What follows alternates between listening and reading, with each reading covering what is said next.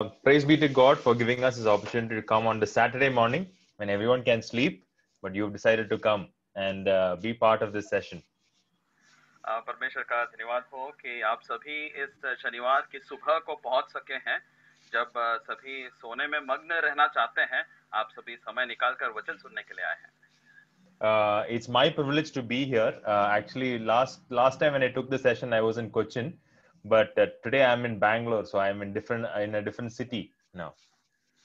पिछली बार जब मैं संदेश दे रहा था तो मैं कोचिन में था, लेकिन आज मैं बैंगलोर में हूं, तो इसलिए मेरे लिए भी शहर बदल चुका है। Praise God also for Brother Ranjit Bagh, who's there today. He couldn't be there last time, but today he's got health that he could join and be part of this today. भाई रंजित भाग के लिए भी हम परमेश्वर का धन्यवाद ही देते हैं कि आज के सभा में वे शामिल हो सके हैं। शारीरिक तौर से उन्हें बलवंत किया है। This topic, overcoming addictions, is a very close to my heart topic. और अपनी लत की इस परेशानी या समस्या पर जीत पाने का जो विषय है, ये मेरे हृदय से बहुत करीब का एक विषय है। Mainly because of the fact that I have come across a lot of teenagers who go through these issues in life, especially in our churches, in our assemblies, and many times it's not addressed, or even people do not know how to address it. और कई बार मैंने इस बात को देखा है कि किशोरों को ये समस्या जरूर रहती है और ना चाहते हुए भी हमारी कलीसियाओं में इस विषय पर कोई बातें नहीं होती। So there are different kinds of people who are probably attending this. You could be a person who is addicted to something. So this might be helpful for you to realize where you are and kind of move towards change. और मैं ये समझता हूँ कि आज कई प्रकार के लोग इसे देख पा रहे, सुन रहे हैं। आप भी एक ऐसे व्यक्ति हो सकते हैं जिसे किसी एक लत के कारण समस्या है, और इसे सुनकर आप शायद उस पर जीत पाकर आगे अपने जीवन को बढ़ा सकें। Or you could be part of a church. Maybe you are an evangelist, or you might be in working among teens, and you might have many who come to your assembly who are like this, and you don't know how to handle this. या आप एक कलीसिया के एक ऐसे व्यक्ति हो सकते हैं, अगुवे हो सकते हैं, या ऐसे नेतृत्व करने वाले व्यक्ति जहां पर ऐसे किशोर आपके पास पहुंचते हैं, ये समस्या को लाते हैं, और आप उनका समाधान के लिए जिम्मेदार होंगे। Like I told last time, Ted Roberts in his book Pure Desire, he says this: our churches should be a place of hope and healing. और जिस प्रकार से मैंने कहा था कि एक टेड रॉजर्स करके एक लेखक हैं जो प्योर डिजायर शीर्षक से किताब को लिखा है, तो उन्होंने इस प्रकार से ये समस्या पर अध्ययन किया है। So our churches today has to be a place of hope and healing, and let that be a place where people who are struggling with addictions also can come and get healed and have that hope. And as a community, that we can build every person who is struggling with these kind of issues. और हमारी कलीसियां भी इस प्रकार से, जैसा उन्होंने अपनी किताब में कहा कि वे उम्मीद और चंगाई पा सके, हमारी कलीसियां भी ऐसी उम्मीद और चंगाई खासकर ऐसे लत में लगे हुए लोगों के लिए भी हो सके, उसके लिए हम अपने आप को तैयार करें। I'll just quickly pull up my PowerPoint. But meanwhile, in the chat option, there is something called as Pigeonhole. And if you have any questions, you can type it in that. Click the link and type your questions there. No one will know who typed the question. Or if you want, you can send it through Zoom separately to me. I'm just giving an option. And maybe later on, I will try answering all these questions. So, yeah, go ahead. आप अभी देख सकते हैं कि मैं अपने एक PPT के द्वारा आपको कुछ संदेश दे रहा हूं, और इसके साथ ही आप चैट में देखेंगे यहाँ पे पिजन होल के नाम का एक लिंक है। इस लिंक को आप जाकर अपने किसी भी प्रश्न को यहाँ पे दर्ज कर सकते हैं, और आपके नाम और आपकी पहचान गुमनाम रहेगी। I'm just repasting it so that you will be able to just click the link and ask the question there. So our topic today is overcoming addictions. हमारा आज का जो विषय है कि हम कैसे इन लत की या समस्याओं से जीत सके। And this particular topic, we have already finished the first half of it, and today I'll be covering the next half. और हम पहले इसके पहले भाग को खत्म कर चुके हैं, अब उसके दूसरे आखिरी भाग को हम आज लेंगे। I'll just quickly review as to what we went through. तो इसलिए हम फिर से एक आकलन करने के अभी तक हमने इन बातों में क्या-क्या चीजें देखी थी। So we talked about the definition that it's an obsession, it's a compulsion, even though there is consequences, you continue to do it. और हमने ये देखा था कि एक प्रकार का जुनून है और ये आपको विवश करता है और इसमें पढ़ने के बावजूद आप इसमें आगे बढ़ते रहना चाहते हैं भले ही इसके दुष्परिणाम हो। And then also we saw, 1 minute, yeah, we also saw that how in India too, this is becoming a big problem in all aspects. और फिर हमने देखा था कि कैसे भारत देश में ही ये एक बहुत ही विवक और एक बहुत ही बड़ा प्रश्न बन चुका है। You know, whether it be drug addiction or gaming or internet or porn or obesity, all these are becoming big problems in India. और चाहे वो ऐसे कॉमन चित्र देखना हो या मोटापे की समस्या हो, ऐसे कई बातों को लेकर हमारे भारत देश में आज ये बहुत बड़ा विषय बन चुका है।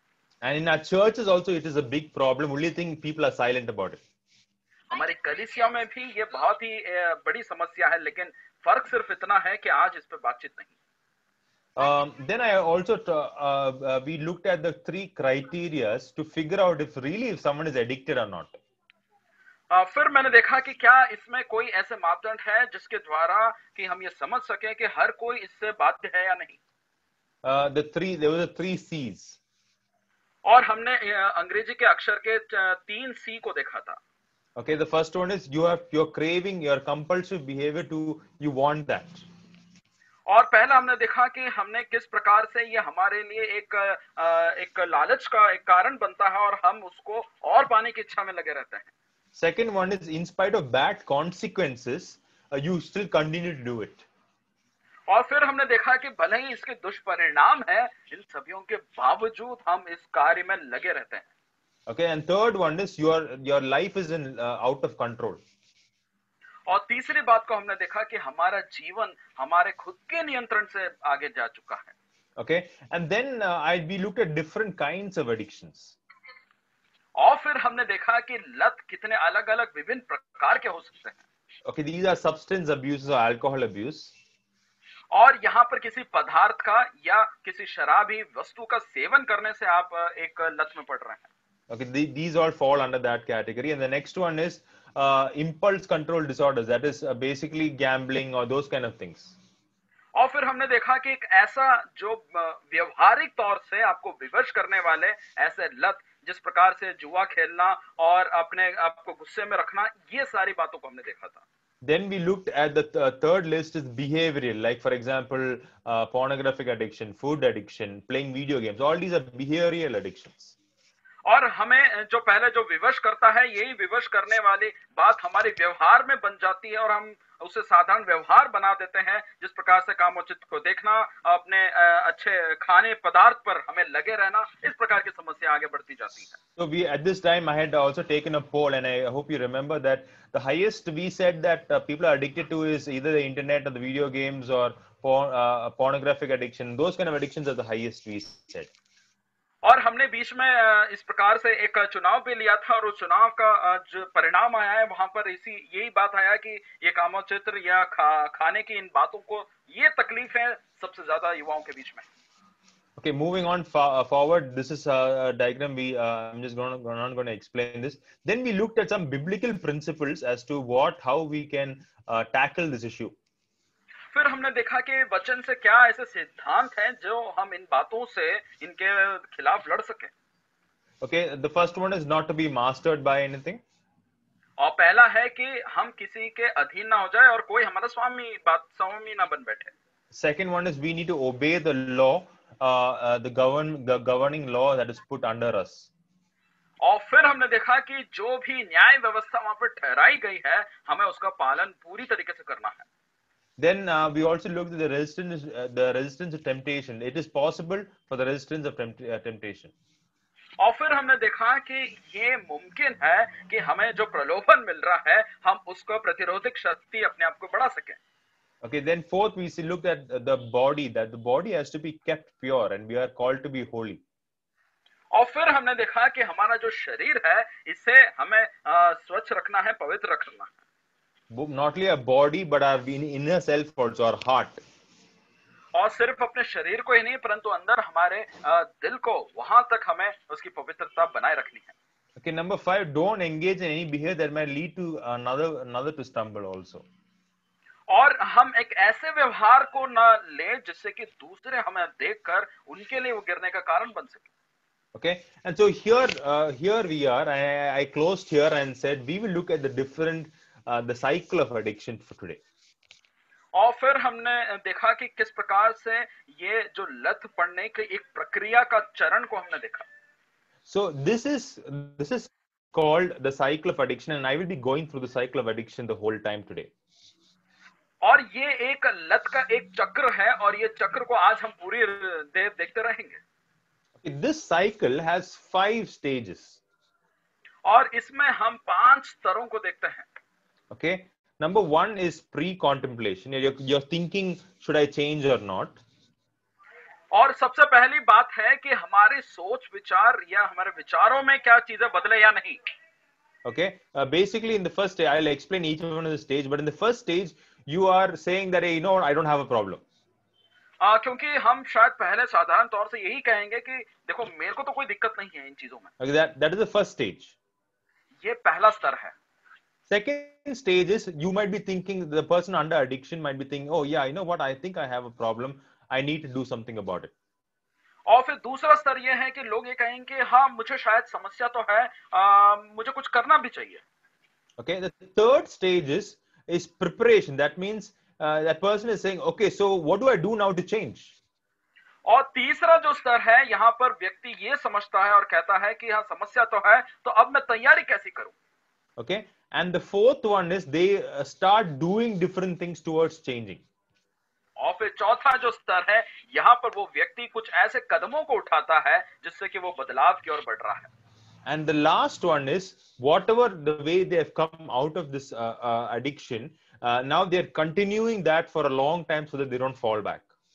और फिर जो आखिरी स्तर है वो यह है कि जिस भी कार्य को उन्होंने किया जिसमें बदलाव हो रहा है उसे बनाए रखते हुए एक लंबे समय तक उस बदलाव में चल रहे हैं. So today we will look at this cycle of addiction mainly. So हम आज इसी चक्र को, जो ये लत की जो चक्र है, इसे हम देखेंगे. Before we look at these cycles, each one of these points, there are 3 things I want you to know. और इससे पहले कि हम इस चक्र के और विवरण में जाएं, मैं चाहता हूं कि आप 3 बातों को यहाँ पे याद रखें. So if someone is addicted to something, that person or someone who's helping them has to figure out which of the states they are in. और अगर कोई लत में है तो उन्हें अपने आप को इस बात के लिए जांचना होगा, आकलन कर ले कि वो कौन से स्तर में अपने आप को रख रहे हैं. Now the reason why I'm saying this is because we do this is a big mistake that we do. क्योंकि मैं ये इसलिए कह रहा हूं क्योंकि इसमें हम बहुत बड़ी गलती कर लेते हैं. Like for example, if someone is having a problem, we automatically go to the 4th stage and say you do this and you'll be fine. क्योंकि अगर किसी को भी समस्या होती है तो इस पूरे चक्र में हम सीधे चौथे चक्र में चले जाते हैं और कहते हैं कि भाई ये कार्य करो, आपकी समस्या सुलझ जाएगी. But actually they are still in their first stage where they're saying, you know, I don't have a problem. लेकिन अगर सही में देखा जाए तो वो व्यक्ति पहले स्तर पर ही है जो ये सोच रहा है ये समस्या तो मेरे लिए है ही नहीं. So it's very important to figure out, number 1, to figure out which stage they are in. इसलिए ये जरूरी है कि वो कौन से स्तर पे है, इस बात का वो आकलन स्वयं करें. Okay, once you figure out which stage they are in, you need to help them move to the next stage. एक बार वो इस बात को जान लें कि वो कौन से स्तर पर है, तब आप उन्हें अगले कदम की ओर बढ़ा सकते हैं. Okay, like for example, imagine they are in stage number 2. सोच लीजिए कि अगर वो दूसरे स्तर पर रहे हैं. So the next stage is they have to start making a plan as to how they're going to change. तो उसके बाद उन्हें एक ऐसी योजना बनानी है कि अब मैं कैसे बदलाव करूं, अगले स्तर पे चलूं. Only if they make a plan, they'll be able to execute that plan. अगर वो एक ऐसा उपाय बनाएंगे तो ही वे उस उपाय के अनुसार कार्य को कर पाएंगे. So once you figure out which stage they are in out of this 5, you need to help them to move to the next stage and not to the final stage. इसलिए सबसे पहला ये आकलन जरूरी है कि कौन से स्तर पर है इस चक्र में, और उस स्तर को पहचानने के बाद अगले स्तर की तैयारी में और उन्हें आगे बढ़ाएं। During this whole process of change, if they relapse or if they go back to their addiction, then again you need to start from the beginning and figure out where they are and then move to the next stage. और अगर इसी पूरे चक्र में और इसे पूरे आकलन में कहीं पर भी ऐसा होता है जहां पर वो पहले वापस से पहले स्तर पर पहुंच गए हैं, तो आपको इस चक्र और ये प्रक्रिया को दोबारा शुरू करना होगा। Okay, so this is something that to keep in mind before I even start explaining these stages.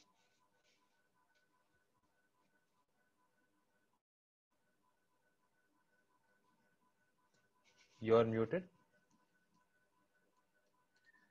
The host, can you unmute Brother Binu? He's there. He's Okay. there, but okay. Yeah. Okay. Thank you. So sorry, can you repeat? Yeah. So basically, before we move into all these 5 stages, we need to figure out which stage they are in, help them move to the next stage, and even if they fall back, you need to start the process from the beginning. So हमें ये बात को जानना है कि हम कौन से स्तर में हैं, कौन से स्तर में हम पहुंच चुके हैं, या हम कौन से स्तर से वापस गिर गए हैं। तो हमें ये पूरी प्रक्रिया को दोबारा चालू करके उन्हें फिर से सही करना होगा। Okay, so now let's go to each one of these stages. So आइए हम एक एक स्तर को अब देख लें। The stage 1 is pre-contemplation, or I would पहला say a denial stage. जो पहला जो चरण है कि ऐसा चरण जहां पर वो अपने आप को इस बात के लिए कहते हैं कि इनकार करने के एक भाव में है। They may say, you know, I don't have a problem. वो कहेंगे मेरे को कोई समस्या नहीं। You know, many times when I speak to teenagers, they will say, yeah, you know what, I have no problem. I am just playing the games, no problem. If you tell me to, so when I ask them, can you stop? Can I take your phone away? No, you can't take my phone away. No, I can't. You can't do it. So they're in kind of a denial that, oh, I can't. I don't have a problem. कई बार किशोरों को जब मैं इस प्रकार से पूछता हूं कि क्या आपको ये समस्या है, नहीं हमें कोई समस्या नहीं है, हम तो बस थोड़ा सा गेम खेलते हैं और जब चाहे बंद कर सकते हैं। और तुरंत ही अगर मैं पूछ लूं अगर आपका ये मोबाइल एक गेम मैं बंद कर दूं, तो नहीं अभी नहीं, मैं इसको बाद में कर सकता हूं। और वो हमेशा एक इनकार के मुद्रा में रहेंगे कि हमें ये समस्या है ही नहीं। So, you know, they, like my PPT says, they show no evidence to change, no intent. They have no intent to change, no interest to change, no concern to change. और वो इस प्रकार का कोई भी लक्षण नहीं दिखाते हैं जहां पर हमें ये आभास हो सके कि उन्हें बदलाव के लिए वे तैयार हैं। Okay, if you look at that picture, he's saying, I'm enjoying this too much. Why should I change? He's saying, I really do not want to change. Then they're in the rebellion. No one make me change. Then some says, you know what, I can never change. Some says, I don't need to change. You know, I can be like this. So all these are stages. This is the first stage of denial. और जैसा आप चित्रण में देख रहे हैं अपनी by और, जहां पर लिखा है कि कुछ लोग इस प्रकार से अपने बातों को कहने लगते हैं कि मैं इसको बहुत ज्यादा मजा ले रहा हूं इसलिए मैं बदल नहीं सकता। कोई कहता है कि मैं अभी बदलने की इच्छा भी नहीं रखता हूं, और कोई ये ऐसा कहेगा कि मेरे पास कोई उम्मीद ही नहीं कि मैं बदल पाऊं। और इस प्रकार के कई कथनों को कहकर वो अपना पल्ला झाड़ देते हैं। You know, this is a very difficult stage because if the person does not realize that I have a problem, then they will never change.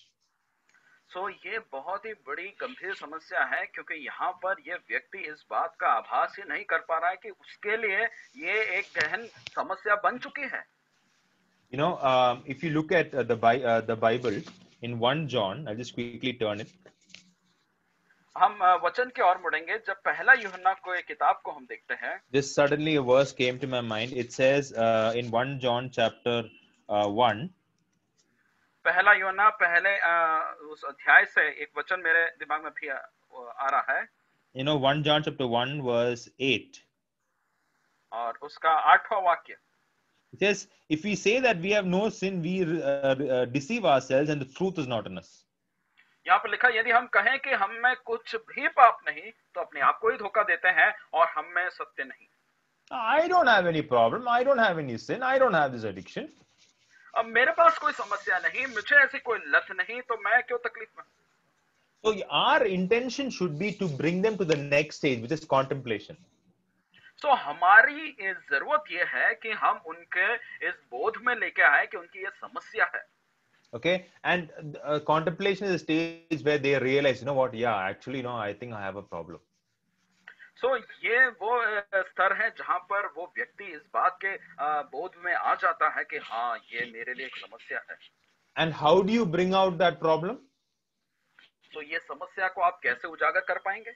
You know, you bring conscious, you keep talking to them and say, you know what, see your life, see how it is changing. And it's a continuous, reminder of how their life is becoming bad and bad because of this particular thing. सो ये बात को आपको बार बार उन्हें याद दिलाना है कि कैसे उनके जीवन में ये समस्या बन चुकी है और ये समस्या उनको कैसे जकड़े हुए है, इस बात को बोध दोबारा उन्हें दिलाने की जरूरत है। You know, it might be a self re-evaluation or allowing them to see how their environment is bad, that is affecting them, or how their body's been affected, or how emotionally they're affected, allowing them to see where they are. सो ये बहुत जरूरी है कि हम अपने आसपास के माहौल को देख लें, हम अपने आप का स्वयं आकलन करें और देखें कि मैं कितनी गहरी समस्या में पड़ा हूँ।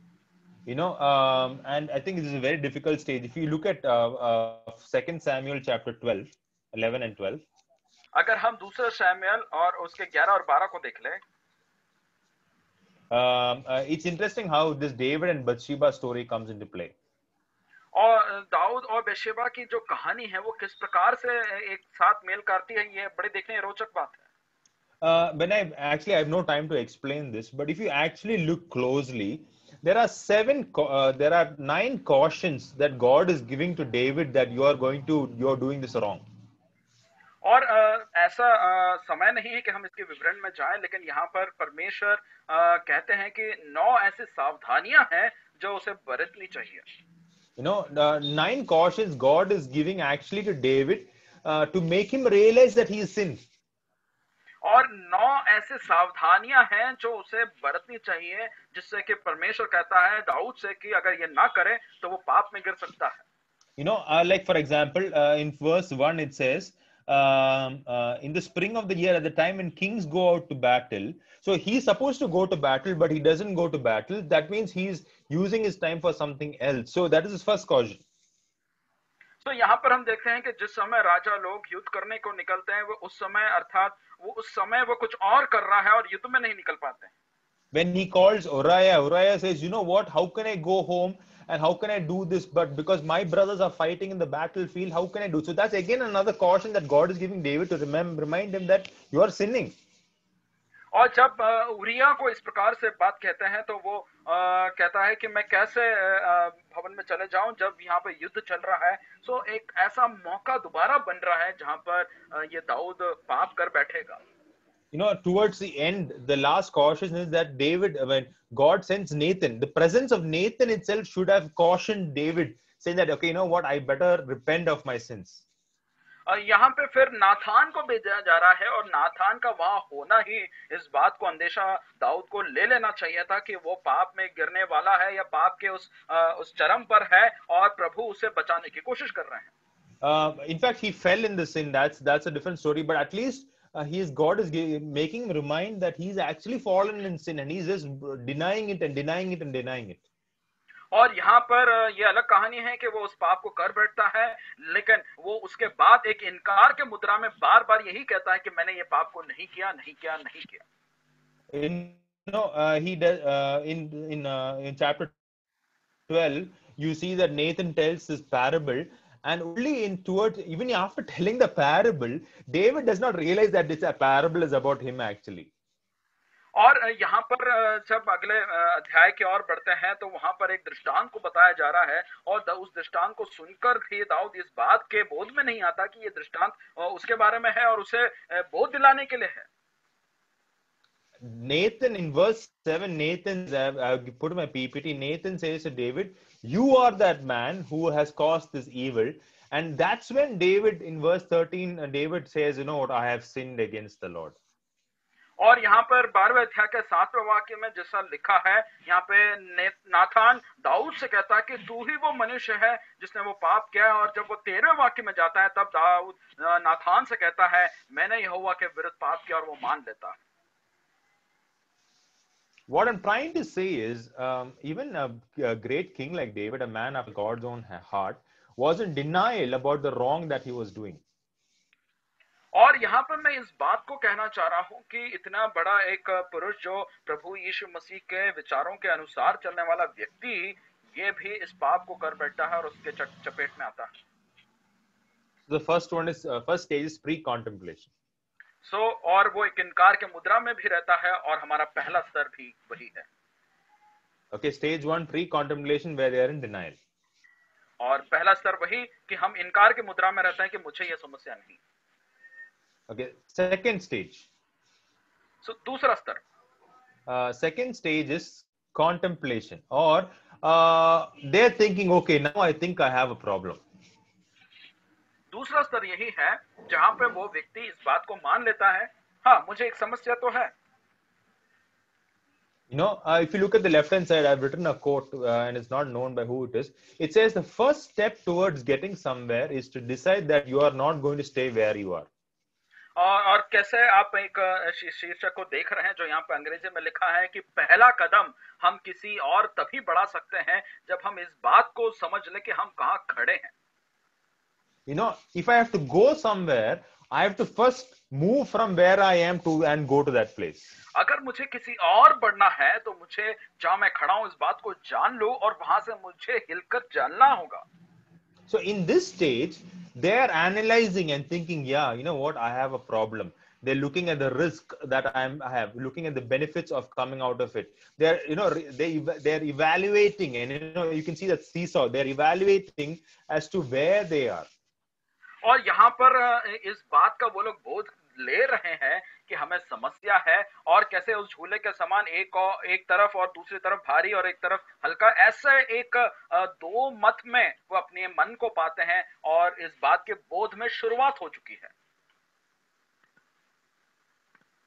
So if they are in this stage, it's easier for us to move them to the next stage. अगर वो इस स्तर में है तो बहुत आसान हो जाता है कि वो अगले स्तर में उन्हें ले जाए. Because now their heart is soft. They are saying that, yeah, maybe I have. So now you need to convince them, okay, now what do we do for that particular change? अभी उनका हृदय तैयार हो चुका है और थोड़ा सा नरम हो रहा है और वो इस बात के बोध में आ गए हैं कि हमें ये समस्या है और शायद थोड़े से तैयार भी हैं कि हम इसके लिए क्या करें. Okay, so for example, in this particular stage, you help them realize the risk and the benefits of change, or you help them realize that the environment is killing them, or how their life has become bad, they're wasting their time, you know, how this is killing them, and you can prepare their heart and allow them to decide, okay, let's do something to change yourself. अब हम उन्हें समझा सकते हैं कि कैसे ये उनके लिए एक बहुत बड़ी चुनौती बन रही है, ये उनके लिए एक जोखिम बन रहा है और वो कैसे इस बात के बोध में आना शुरुआत कर चुके हैं कि ये समस्या के निवारण के लिए हमें कुछ करना चाहिए. You know, when I was working for a rescue mission where all these addicts used to come, जब मैं एक ऐसे बचाव कार्य में लगा हुआ था जहां पर इसी प्रकार के लत लगे हुए लोगों को बचाया जा रहा था, you know, there was one person who recovered and he went back and he was working and doing his own everything in life. तो उसमें एक व्यक्ति था जो इस प्रकार से उस लत से उसको छुड़ाया गया और कुछ समय रहा और फिर वापस से उस लत में चले गया. But one day we heard through someone that this guy is back on track and doing this wrong things. और फिर हमने कहीं सुना कि ये व्यक्ति फिर से उन गलत रास्तों पर आ चुका है और वो ऐसे ही कार्यों को कर जा रहा है. So what we did is one fine day, couple of us, we just went in front of his house. हमने क्या किया कि हम में से कुछ लोगों को इकट्ठा करके हम सिर्फ उसके घर के द्वार के सामने खड़े हो गए. And we said, you know what, you come down, you come out. और हमने उसको चुनौती देकर कहा कि तुम आ जाओ, बाहर आ जाओ और यहाँ पर आओ. Okay, and he was when he came out, he was on drugs, high on drugs. और जब वो व्यक्ति बाहर निकल के आया तो वो ऐसे नशीली पदार्थों में पूरा लत था. Okay, and we were actually scared that he will come and hit us or something like that.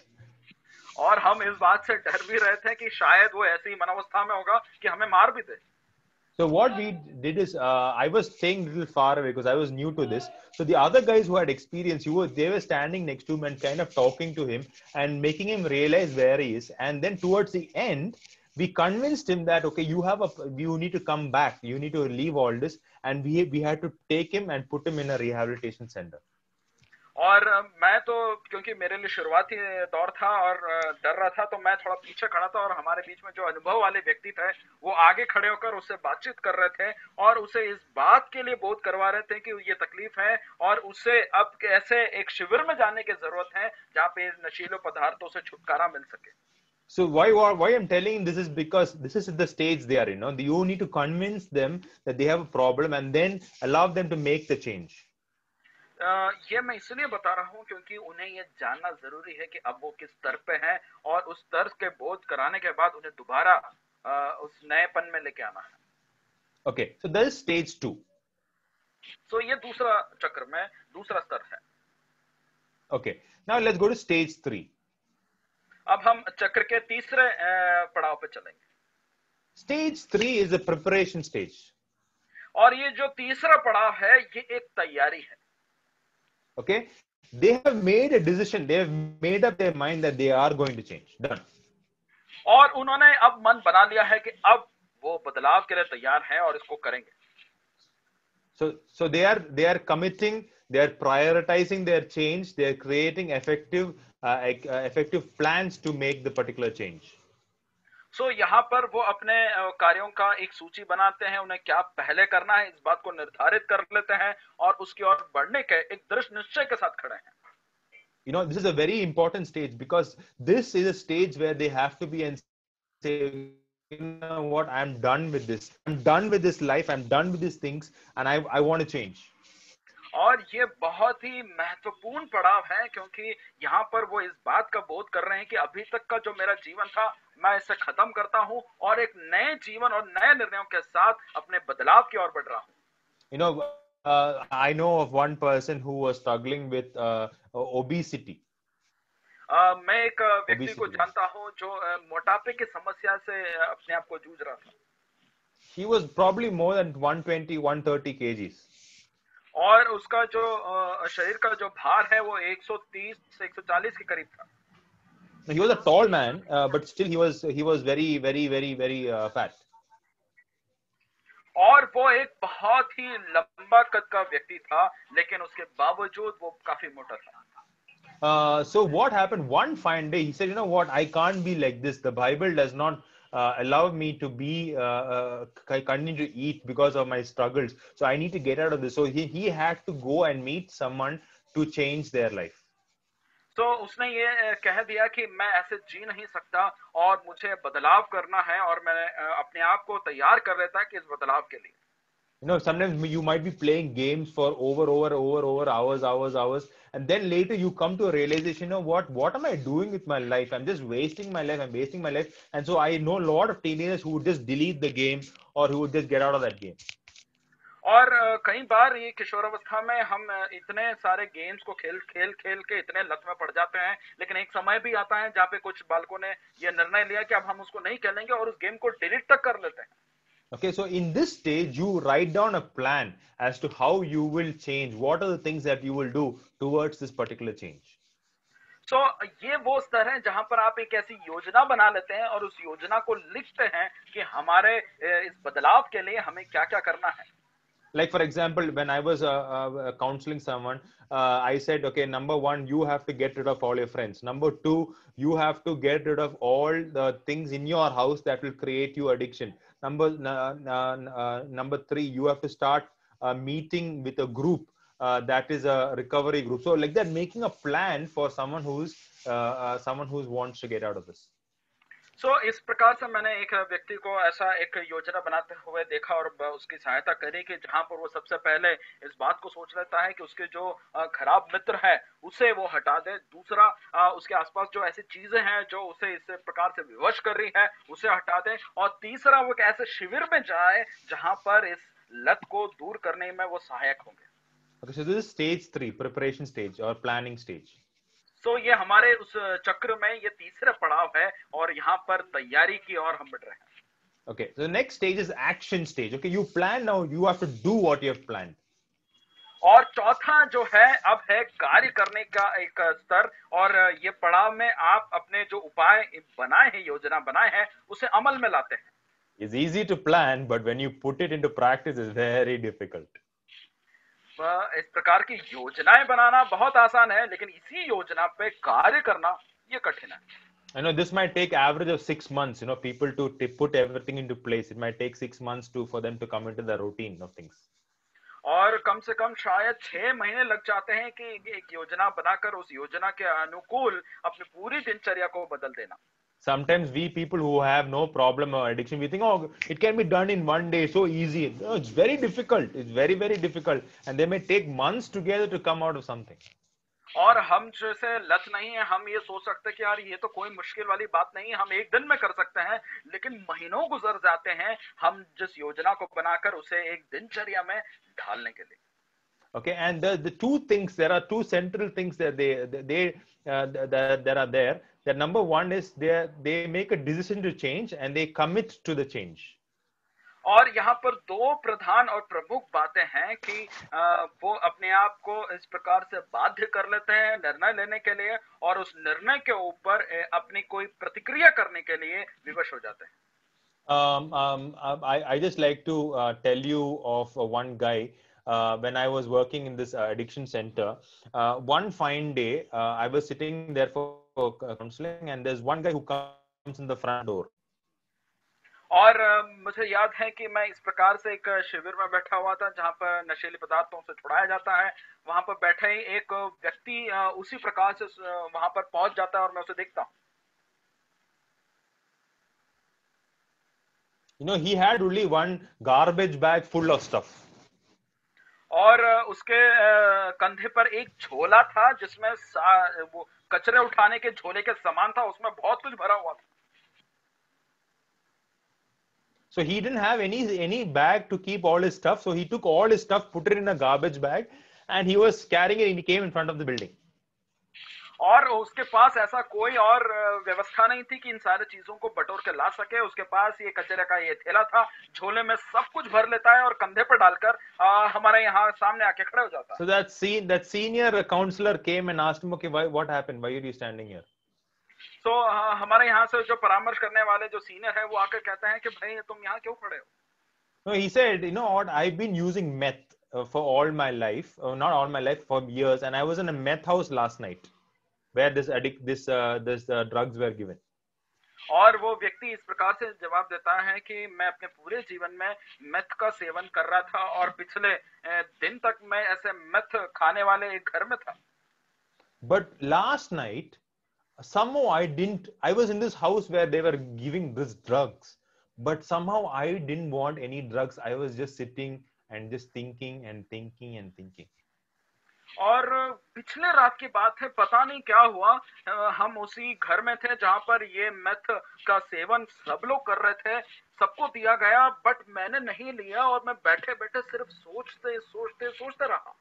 And then in the night, I realized that this is not my life. This is not what I should do. And I wanted to change. और मैं ये सोचने लगा कि रात हो गई कि अब मुझे अपने जीवन से मुझे ये नहीं चाहिए, मुझे बदलाव लाना होगा. This is, and he came and he was ready to change. He was like, I would do anything to change. और वो यहाँ पर उस बदलाव के पूरी तरीके से तैयार था और वो इस निर्णय को ले चुका था कि अब मैं बदल दूंगा. And we have counseled him many times, and we have seen how he's changed, and he did everything possible towards that change. और हमने उसे कई बार परामर्श दिए और वो उस सारे परामर्शों को मानता गया, और हमने ये बात को गवाही दे सकते हैं कि कैसे वो व्यक्ति पूरी तरीके से बदलने की ओर बढ़ चुका था. So this action stage, you have to bring up different points as to what are some action steps they can take towards that change. So ये जो क्रिया का जो पड़ाव है या प्रतिक्रिया देने का जो पड़ाव है, यहाँ पर आपको कुछ ना कुछ करने, जो योजना बनाई है उसके ऊपर आपको अमल करना होगा. And you have to do whatever plan you have made, you have to do their actions. और जो भी आपने योजना बनाई है उस योजना के अनुसार आपको कुछ ना कुछ क्रियात्मक कार्य लाना होगा। Okay, before I explain this and before I explain the next stage, I would request, there's a brother, his name is Shashank. He's actually, he was in Bangalore. He's a new believer and he struggled with addiction for many years. And then I was able to talk to him and he talked to many others from CBF, Calvary Bible Fellowship. And now he's actually helping in a school in Balod, in a missionary school in Balod. So I asked him to come and tell his testimony here. सो मैं आग्रह करूंगा कि शशांक भाई जो हमारे बीच में है, जो एक समय लत से गुजर रहे थे, तकलीफ में थे और यहाँ पर कैलवरी बाइबल स्कूल में वो फेलोशिप में आते हैं और इस छुटकारे को पाते हैं और उसके बाद अपने जीवन को बदलाव करके बालोद में वो एक मिशन स्कूल में अपनी सेवा भी दे पा रहे हैं, तो वो अपनी बातों को हमारे बीच में अगर रख पाएंगे। So over to Shashank. Shashank, are you there? Yes, I'm here. Am I audible? Yes. So brother Shashank will speak in Hindi because he is actually from Bombay. So he said he knows a little bit of North Indian English, Hindi and Bombay Hindi. So he will speak in Hindi so that we can save some time.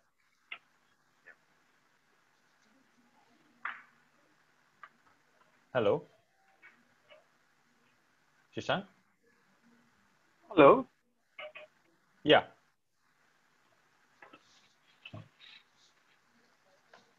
Yeah, Anna, I'm having a bit of a technical issue. I can't quite hear. I think the connectivity is a little poor. Are you able to hear me? Yeah, we can hear you clearly. Just put off your video probably, and I think it's fine. We can hear you. Yeah. Right. I hope I'm audible now. Yeah. Go ahead. जी. पहले तो मैं आप सबको नमस्ते करना चाहूंगा और प्रभु का धन्यवाद करना चाहूंगा कि आज आप सबके साथ प्रभु के बारे में और जो है ये लत के बारे में आपसे बात करने के मौका मिला है मुझे। आप प्लीज मुझे एक्सक्यूज कर लीजिएगा, मेरा हिंदी इतना भी स्ट्रांग नहीं है तो थोड़ा टूटा फूटा हिंदी बोलूंगा, जितना हो सके उतना। जैसे ब्रदर गॉडली, मैं उनका भी शुक्रिया अदा करना चाहूंगा कि उन्होंने मुझे अवसर दिया आप लोगों से सब बात करने के लिए। जैसे ब्रदर गॉडली कह रहे थे, मैं भी पहले एक एडिक्ट था। काफी समय के लिए मैं एक एडिक्ट था।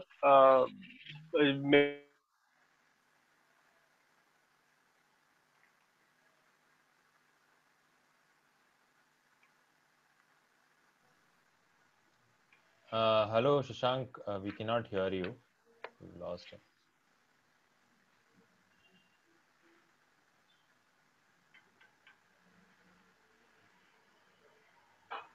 Okay, I think we lost him.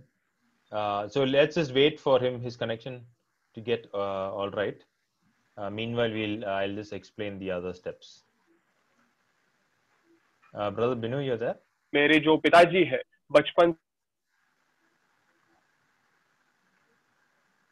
is it breaking only for me or is it actually breaking for all of us? It's breaking. Okay. Let's continue. Shashank, if you can fix your internet just and then we can do it further. Yeah, अभी हम आगे बढ़ेंगे. Yeah. So we are on stage 4 is the action stage. So हम एक ऐसे चक्र में चौथे पड़ाव पे हैं जहाँ पे हम क्रियात्मक कार्य को करने के लिए तैयारी में हैं. Okay, the first thing is that you should start taking extreme measures to change. Extreme measures. So हमें यहाँ पर एक बहुत ही अद्भुत एक पड़ाव को पर है जहाँ पर हमें ऐसे कदम को उठाना है जहाँ पर हम कार्य की ओर बढ़ सके. Okay, for example, if it's a drug addict or if it's an alcohol addict, he has to go to rehab. अगर कोई ऐसे पदार्थ का सेवन करता है तो ऐसे शिविरों में जाकर उसे यहाँ पर मदद लेनी पड़ेगी. You know, if it's a person who's struggling with food, then that person has to clear the whole pantry and throw all the food that is unhealthy for that person. और अगर कोई इस प्रकार से खाने के ऊपर अपने आप को तकलीफ में पाता है तो उसे शायद अपने यहाँ पर जितना भी खाना का संग्रह किया है उसे पूरा खाली करना होगा और एक नई शुरुआत लेनी होगी. You know, if it is a person who's struggling with with gaming or using too much of the phone, that person has to delete probably all the accounts and use the phone as a basic phone. Or even if the phone is a big problem, probably keep the phone away for a couple of weeks. और किसी व्यक्ति को अगर phone में gaming के कारण समस्या होती है तो शायद उसे उस समस्या को भी दूर करने के लिए अपने फोन या मोबाइल को ही हटाना हो सकता है. Okay, that's number one. Take extreme measures. So ये पहला है कि हम एक ऐसे बहुत ही अनोखे कदम को उठा लें. And sometimes these measures will help if you speak with someone else who can help you with this. और कई बार ये ऐसे एक जोरदार कदम जो हम उठाते हैं, ये ऐसे उपाय बनेंगे जो हमारे बदलाव के लिए पहली क्रिया होगी. Okay, number 2 is join a group that will help you, or join a course. और दूसरा है कि हम एक ऐसे समूह में जाके जुड़ जाए, ये समूह जो ऐसे क्रियात्मक कार्य के लिए बढ़ रही है. Okay, for example, if you look at go online and type the settingcaptivesfree.com. This is a website for people who are having problem with porn addiction, with the food, with anxiety, for depression. They have a 30-day course which you can do every day, and it's biblical based. And it's almost like 1 hour to do the course every day, but this will help you nourish yourself.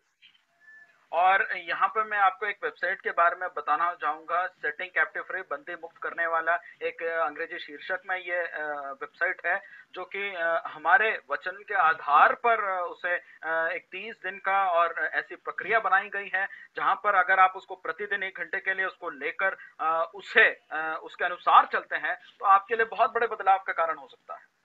Okay, if it is, so for example, alcohol addiction or drug addiction, there is a book called Alcoholics Anonymous or Narcotics Anonymous.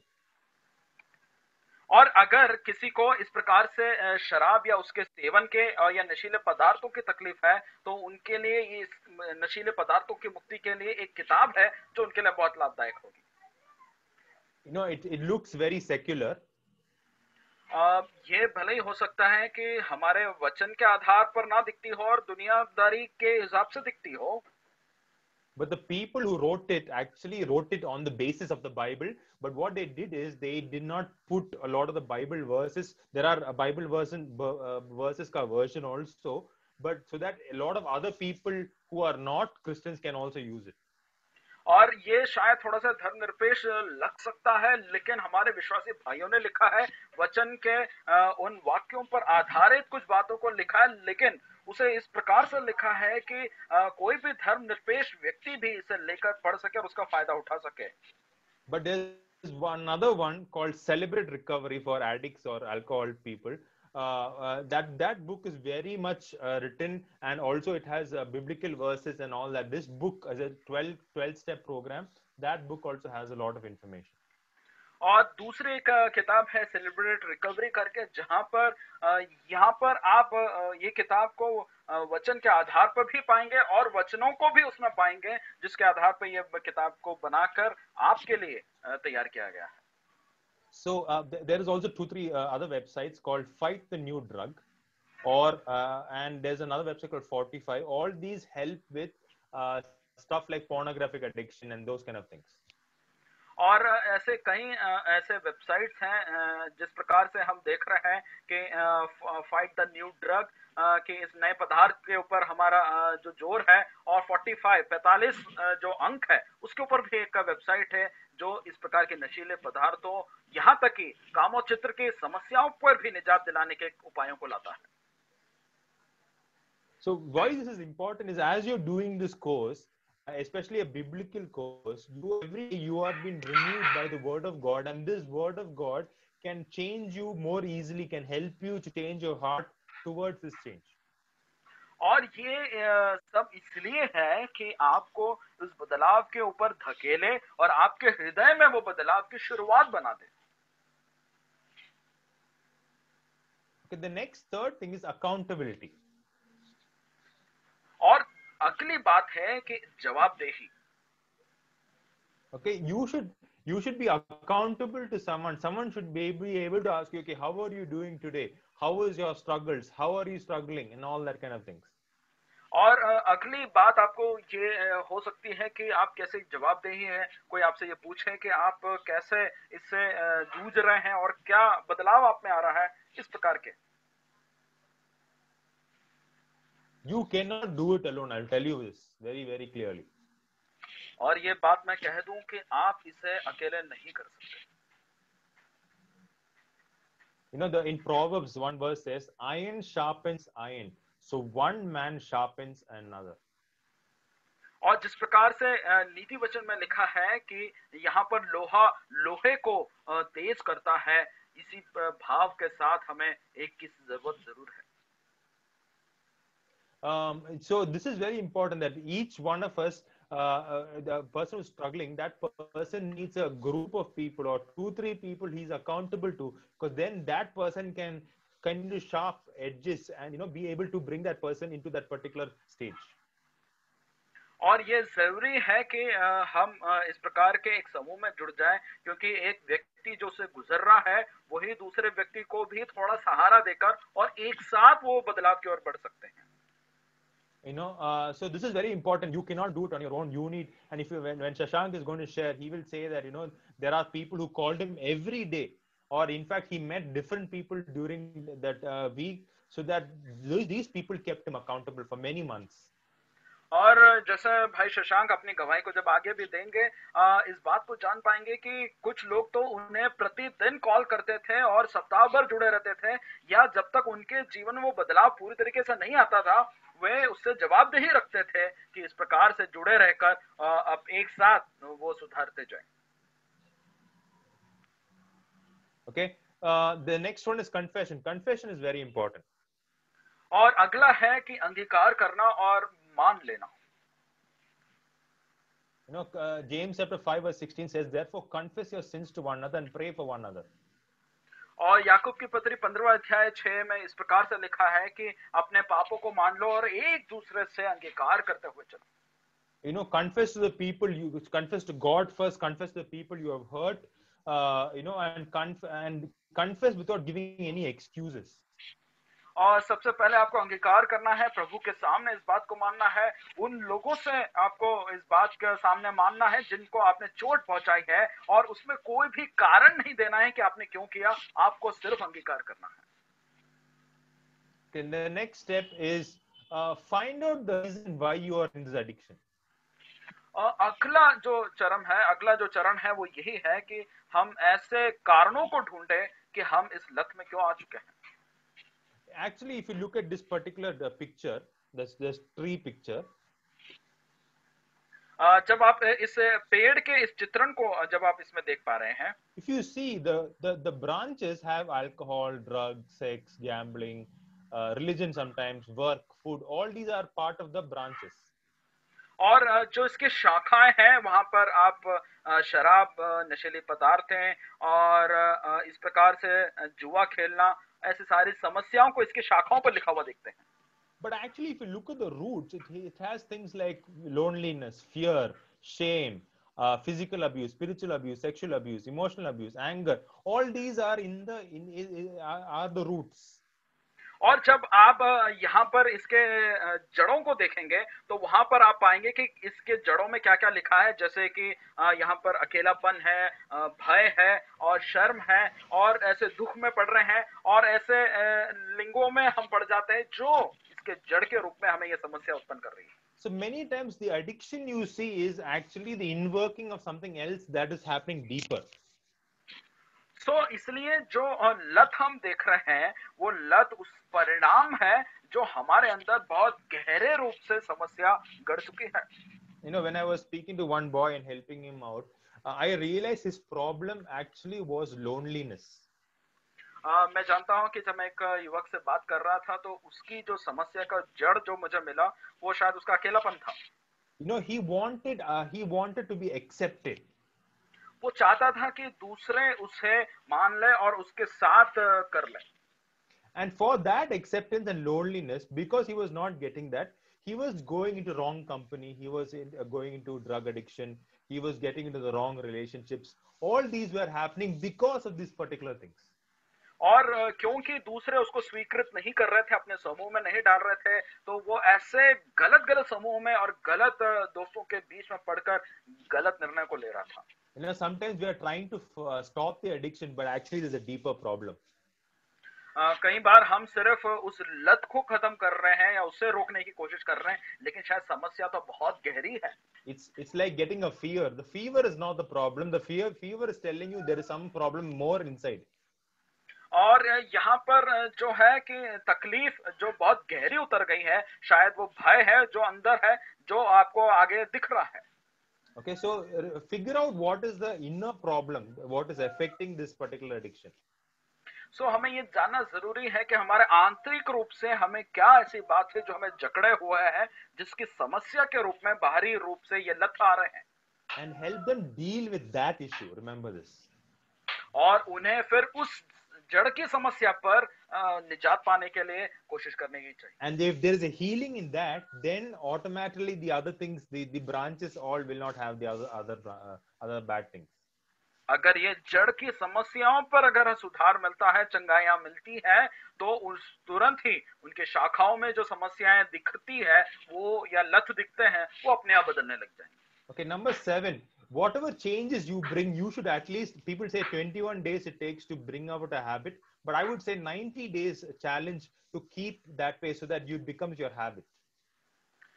लोग कहते हैं कि 21 दिन तक कोई कार्य करे तो ये आपकी आदत बन जाती है, लेकिन मैं ये कहना चाहता हूं कि 90 दिन तक आप एक चुनौती को लेकर करते रहें, तभी आपके लिए मुमकिन हो पाएगा। So that's persistence. You have to continuously keep to what you have decided to do. So ये एक ऐसा आपको बात विवश कर रहा है जो आपको लगातार इस कार्य में बने रहना है। Okay, last one is make radical measures. Radical. उसके बाद मैं एक ऐसे अनोखे बदलाव के ऊपर आना चाहूंगा जिसे हमें लेना है। Some measure that we take that will like for example, if you look at that computer, that keyboard is in that computer screen. इसके बाद हमें ऐसे कट्टरपंथी बदलाव को लाना है, जैसा आप देख रहे हैं चित्र में कि कीबोर्ड को लेकर कंप्यूटर के स्क्रीन के अंदर ही घुसा दिया। No, I've just given you very few, but depending on what the addiction is, there are many more action steps we can take. मैंने आपको बहुत ही चंद ऐसे कदमों को दिया है जो लत के ऊपर बढ़ाने के लिए कारगर हो सकता है। ऐसे कई समस्याएं और उनके कई कदम उठाया जा सकता है जो आपके लिए मुमकिन हो। It all depends on what the addiction is. ये सब निर्भर करता है कि आपकी लत किस प्रकार की है। Okay, the next one is we have to stop. I think we've gone a lot of time. So I will just ask Shashank. Shashank, if you're there, if you could just share your testimony. Just take 5 minutes. I know I told you 10 minutes, but can you take 5 minutes and quickly tell your testimony? Yes, am I audible now? Yes, yes. Right. नमस्ते भाइयों, sorry पहले कुछ technical issues हो गए थे। मेरा नाम शशांक है और मैं एक एडिक्ट हुआ करता था, जैसे ब्रदर गॉडली ने बताया। बचपन से मैं मेरे पिताजी को नशे में धुत देख चुका हूँ और नशा जो है वो आराम से मेरी तरफ आ गया, क्योंकि मैं घर पे देख रहा हूँ कि मेरे माता पिता शराब के नशे में धुत है। जैसे मैं बड़ा हुआ, मेरे माता पिता बिछड़ गए, मैं अकेला रह रहा था और उस अकेलेपन में मुझे कुछ दोस्त मिले जो जिनकी नीयत में बहुत खोट था। कुछ गुंडे थे, कुछ और इलीगल काम कर रहे थे और सभी का आदत एक ही होता है, सभी लोग मिलते हैं जब नशे की बात चलती है तब। तो ड्रग्स से लेके अल्कोहल, सेक्स एंड पोर्नोग्राफी, इन सभी का शिकार रह चुका हूं मैं। मुझे 12 साल लगे अल्कोहल के शिकंजे से बाहर, अल्कोहल और ड्रग्स, दारू और शराब और ड्रग्स के शिकंजे से बाहर निकलने के लिए। और मैं इतना ही कहूंगा आपसे कि ये एक मुश्किल रास्ता है, पर ये नामुमकिन नहीं है। प्रभु के द्वारा मुझे नजात मिली। मैंने जब प्रभु को जाना तब मेरा जिंदगी सुधर गया। मेरे वजह से काफी लोगों को दुख पहुंचा है। मैंने तो अपने खुद के घर में डाका डाला है 3 बार, क्योंकि मैं नशे में धुत था और मुझे और नशा करना था और मेरे पास पैसे थे नहीं, तो मैंने अपने माँ को लूटा है, अपने भाई को लूटा है, अपने बहन को लूटा है, बाहर वालों को लूटा है। मेरे वजह से मेरे एक अजीज मित्र की जान गई है। मेरे दोस्तों के कारण नशे के साथ गुंडागर्दी में भी जा चुका था, और जिसके वजह से विशाल नाम का एक दोस्त था मेरा जो 17 साल का था, उसकी मृत्यु हो गई एक रात। तो ये जो चीज है, मैं ये कहना चाहूंगा कि नशे के वजह से जिंदगी और हमारे आजू बाजू के जो लोग हैं, सभी अपनी जिंदगी और हमारे परिवार और आजू बाजू जितने भी लोग हैं, सबको ही ठेस पहुंचती है। जैसे ब्रदर गॉडली कह रहे थे, इससे निजात पाने के लिए पहला तो यही कार्य करना पड़ता है कि हमें अपने आप से बात करना होता है कि क्या मैं एडिक्टेड हूँ। और आप कभी खुद से कहेंगे नहीं कि हाँ मुझे कोई तकलीफ है, कोई नहीं कहता है ये। पर आप में से जो भाई बहन है जिनको अभी एडिक्शन है, मैं आपको एक ही सलाह दूंगा कि आप अपने स्वयं आप खुद को पूछे कि आपको कभी चाह आई है या कोई लत पड़ी है, जब आप दारू या सिगरेट या कुछ लेने जा रहे हैं, आपके हृदय में या आपके मन में कोई एक आवाज आती है, हल्की सी आवाज आती है जो आपसे कहेगा मत ले, इसकी जरूरत नहीं है, पर आप फिर भी उस आवाज को दबाकर जो कार्य करने वाले हो, नशा लेने वाले हो, गांजा दारू शराब जो भी है वो करते हो। अगर ये कभी तुम्हारे साथ हुआ है, इसका मतलब ये है कि तुम एक एडिक्ट बन चुके हो। As brother Godly has said, अपने आप और अपने आप की जज्बातों के साथ खिलवाड़ मत करो।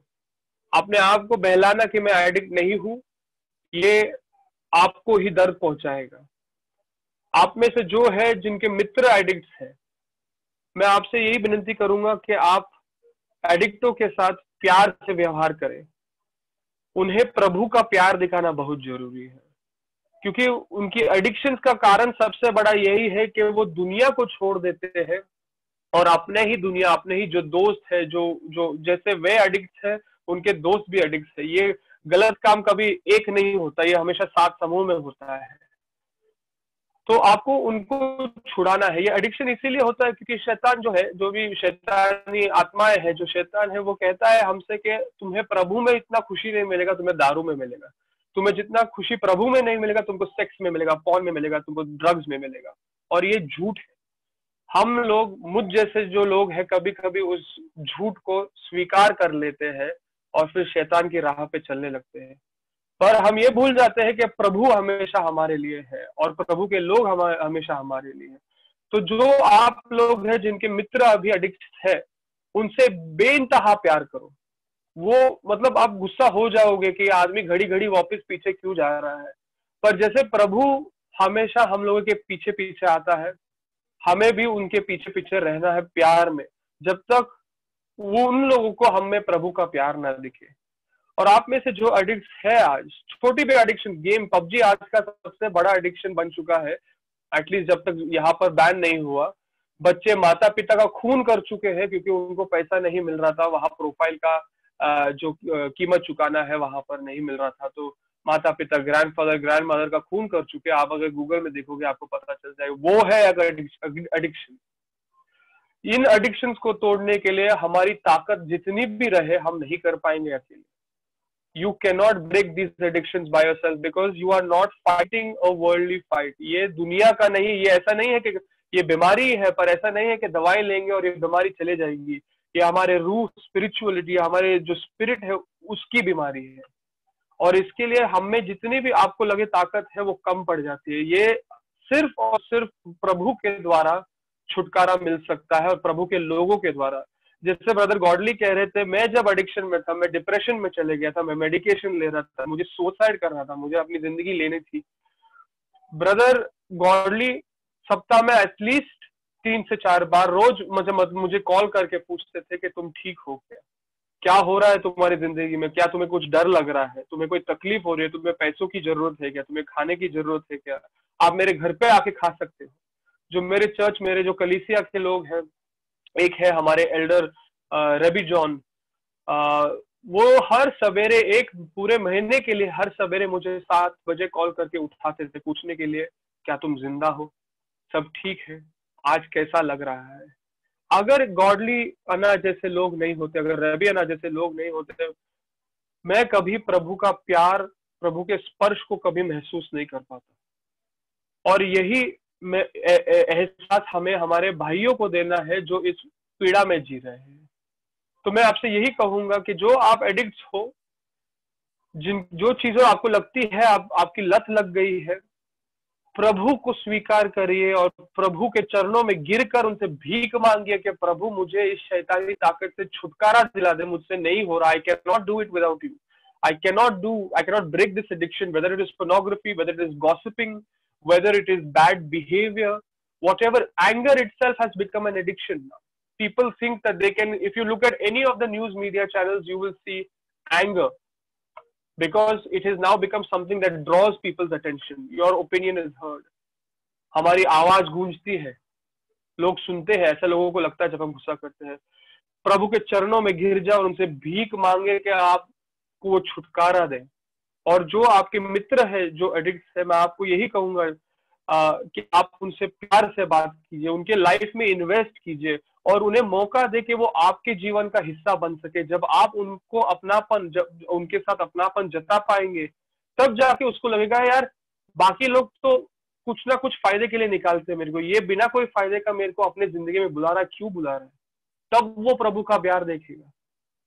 मतलब मत रखिए, ऐसा मत रखिए कि मैं तेरे को छुटकारा दिला ही दूंगा।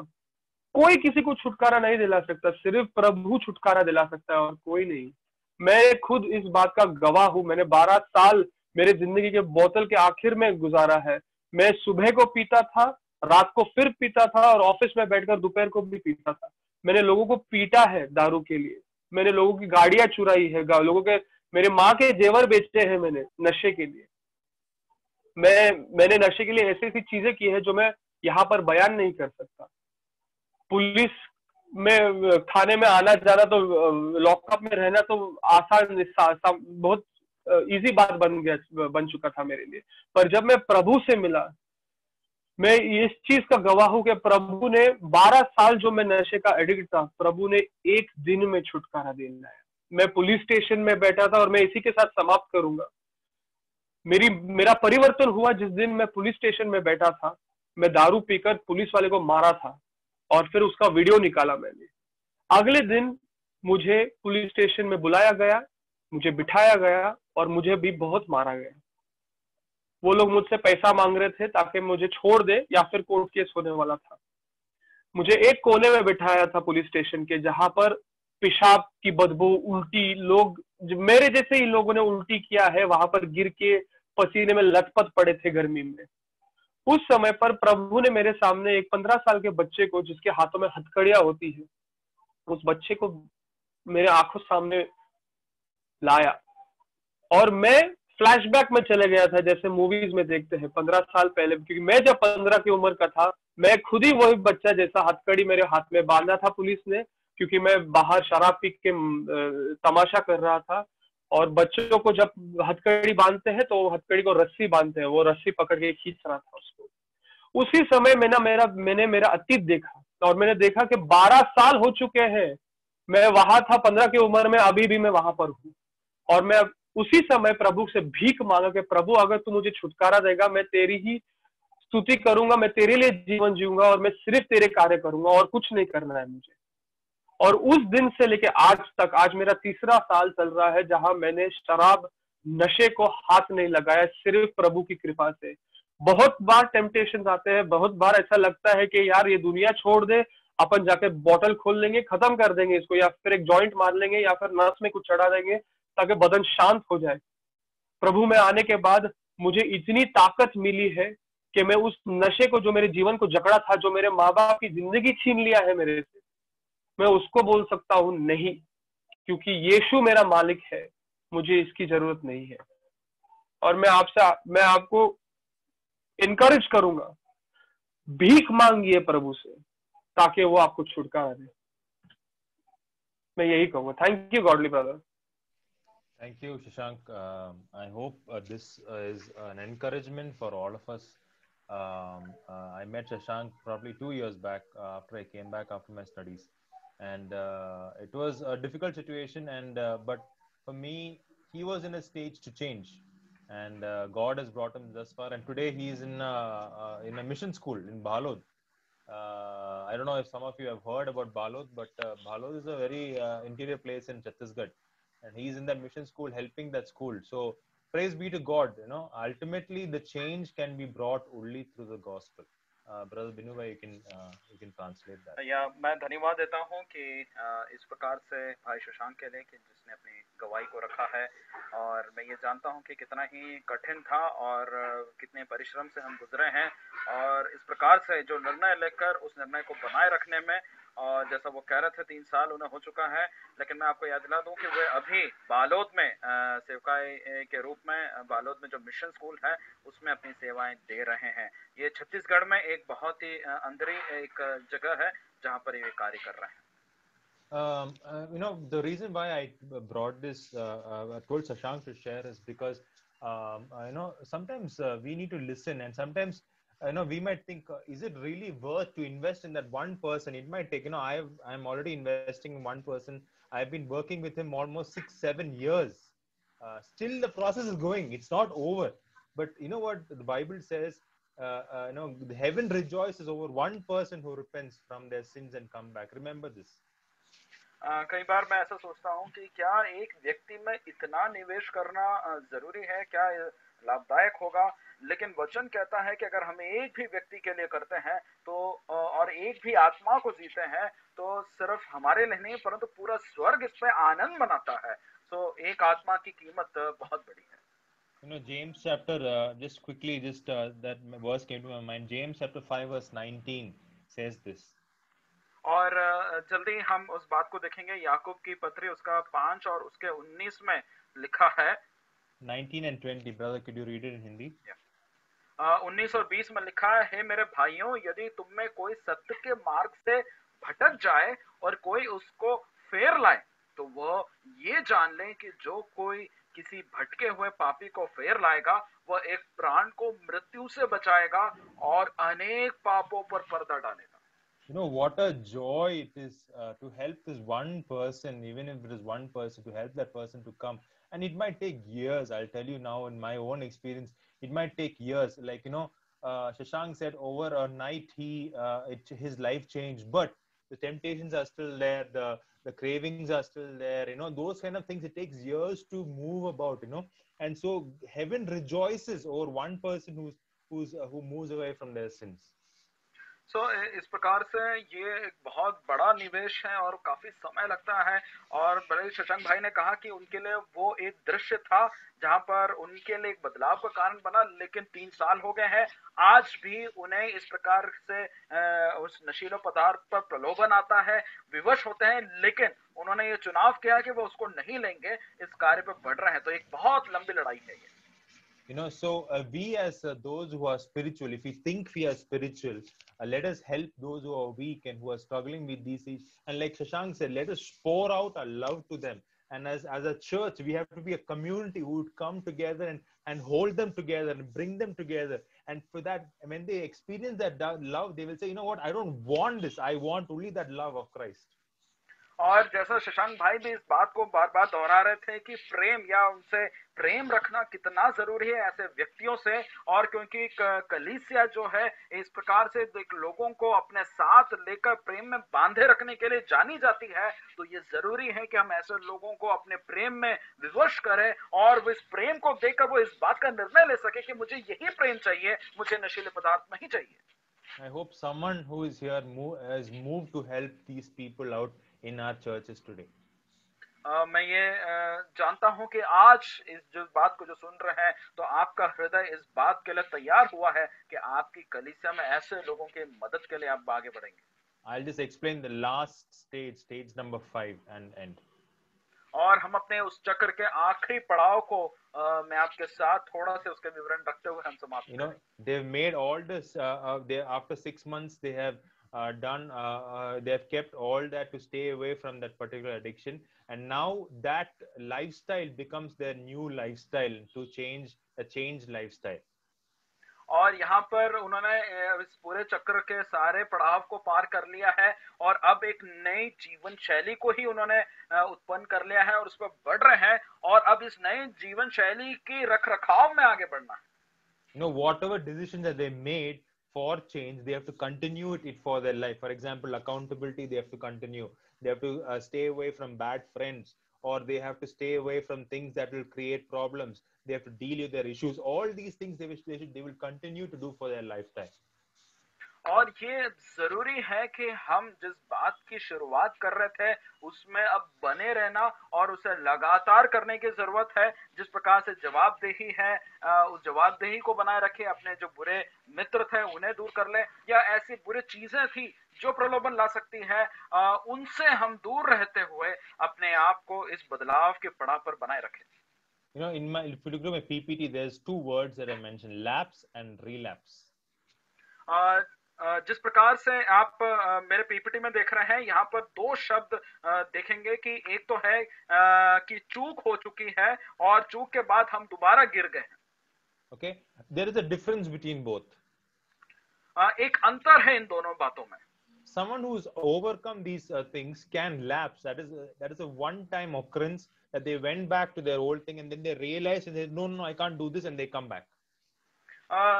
जो एक बार चूक है वो एक बार हो सकता है कि हाँ उनसे गलती हो गई और वो उस बात में गिरे हैं। Okay, but a relapse is that they go back to their old way for good. लेकिन ये चूक से जब वो बात आगे बढ़ जाती है तो वो पतन होता है और उस पतन में वो फिर उसी पुरानी बातों में लगातार लगे रहते हैं। If a slip happens, it's fine. They have to ask forgiveness and move on with their life. But a relapse happens, then they have to check the whole stage again. अगर आप फिसलते हैं तो एक बार फिसलते हैं तो आप दोबारा खड़े हो सकते हैं, लेकिन अगर आप पतन की ओर हो गए, आपका पतन हो रहा है, तो ये बहुत बड़ी समस्या बन चुकी है। There are two words in the Bible that we rarely use: steadfast and perseverance. और एक बहुत दो बड़े शब्द हैं जिनको हम अपने बाइबल के कथनों में पाते हैं कि दृढ़ और लगातार बने रहना। Okay, in Psalm 51 verse 10 says, create in me a clean heart. David is praying this: create in me a clean heart, O Lord, and renew a steadfast, unchanging spirit within me. और भजन 51 के 6 में जिस प्रकार से लिखता है, भजन 51 में लिखा है कि मेरे अंदर एक नए हृदय को तैयार करते और मैं इस बात में दृढ़ खड़ा रहूं, ऐसे ही एक विनती को देखते हैं। So when you are struggling with this, let this be your prayer, like how Shashank said, renew, pray that God will renew a steadfast, unchanging, a constant, a fixed heart to not go back to their old ways. So 51 के 10 में जैसा लिखता है कि उस हृदय की शुद्धता को या उसे दोबारा से शुद्ध करते हुए हमारे भीतर एक स्थिरता को लेके आने के प्रार्थना के साथ आप में से हर कोई जो इस लत में है उसे करनी चाहिए। If you look at Romans chapter 5 verse 3 and 4, it says another verse talks about perseverance. और हम रोमियो की किताब उसके 5वें अध्याय में जब हम देखते हैं तो वहां पर लगातार बने रहने के उस बोध को दिलाता है। It talks about tribulation in this particular passage. और यहाँ पर किस प्रकार से उस महापीड़ा के दौर में हम गुजर सकते हैं, तकलीफें होंगी, ये बातें लिखी हैं। But this tribulation, it says, produces perseverance. लेकिन यहाँ पे जैसा लिखा है कि हम उन क्लेशों से जब गुजरते हैं तो वो क्लेश हमारे अंदर धीरज को उत्पन्न करता है। And that perseverance brings out a good character in us, and that character brings hope. और फिर लिखते हैं कि इस क्लेश के द्वारा धीरज तो आया और इस धीरज से हम खरे निकलते हैं और खरे होने से हमारा चरित्र एक अनोखा चरित्र निकलता है। So perseverance is pushing on, being persistent in spite of the problems that are there, in spite of the temptations that are there, pushing on towards that good character, so that we live in that hope of when he comes that we will be like him. So इस प्रकार के धीरज जो है लगातार उस बात पर बने रहना और धैर्य रखते हुए जिस बात को हम कर रहे थे उसी राह पर बढ़ते रहना। Chuck Swindoll said this small quote. He says, "Keep on keeping on." और जिस प्रकार से यहाँ पर लिखा है कि लगातार करते रहो और लगातार बने रहो। Okay, so as a community, as a church, we should be able to give positive accountability support to people like this. We should love them unconditionally. We should educate people. We should be the community that they can fall back to. We should be empathetic to them. और हम जिस प्रकार के एक समूह में हैं, हमें एक बहुत ही सकारात्मक सोच रखते हुए एक जवाबदेही को बनाए रखना है और उनका हमें एक तरीके से प्रोत्साहन करते हुए उन्हें प्रेम में बांधकर इस नशे से और इस लत से उन्हें निकालने के लिए अपने हाथों को बढ़ाना चाहिए. Figure out which stage they are in and help them to move to the next stage. So ये देखें कि कौन से पड़ाव पर है इस चक्र में और उस पड़ाव से अगले स्तर की ओर उन्हें बढ़ाने की कोशिश करें. I hope this was helpful for you today, and thank you all for just listening to me. I know I took a lot of more time than I was supposed to, but I wanted to finish this properly. Otherwise, there's no point in doing this topic. मैं जानता हूं कि हमें जो समय था हमने उस समय से थोड़ा ज्यादा ही लिया है, लेकिन इस बातों को ये बहुत महत्वपूर्ण है और इसे सही तरीके से अंत भी करना जरूरी है, इसलिए मैंने इन समयों को लेकर आपके सामने रखा है. If any of you want the PowerPoint that I made, I can send it to you. Just email me or message me WhatsApp on my phone number. You can take it down. Or if any one of you have any doubts, any questions, please write to me. और आप में से कोई भी जो मेरे इस PPT को देखना चाहते हैं, लेना चाहते हैं, तो मेरे ईमेल आईडी और नंबर वहां पर आप देख पा रहे थे. गॉडली कोशी के ईमेल आईडी और नंबर को देख रहे थे. आप पूछ सकते हैं, मेरा कॉल भी करके आप किसी भी प्रश्न को भी मुझसे रख सकते हैं.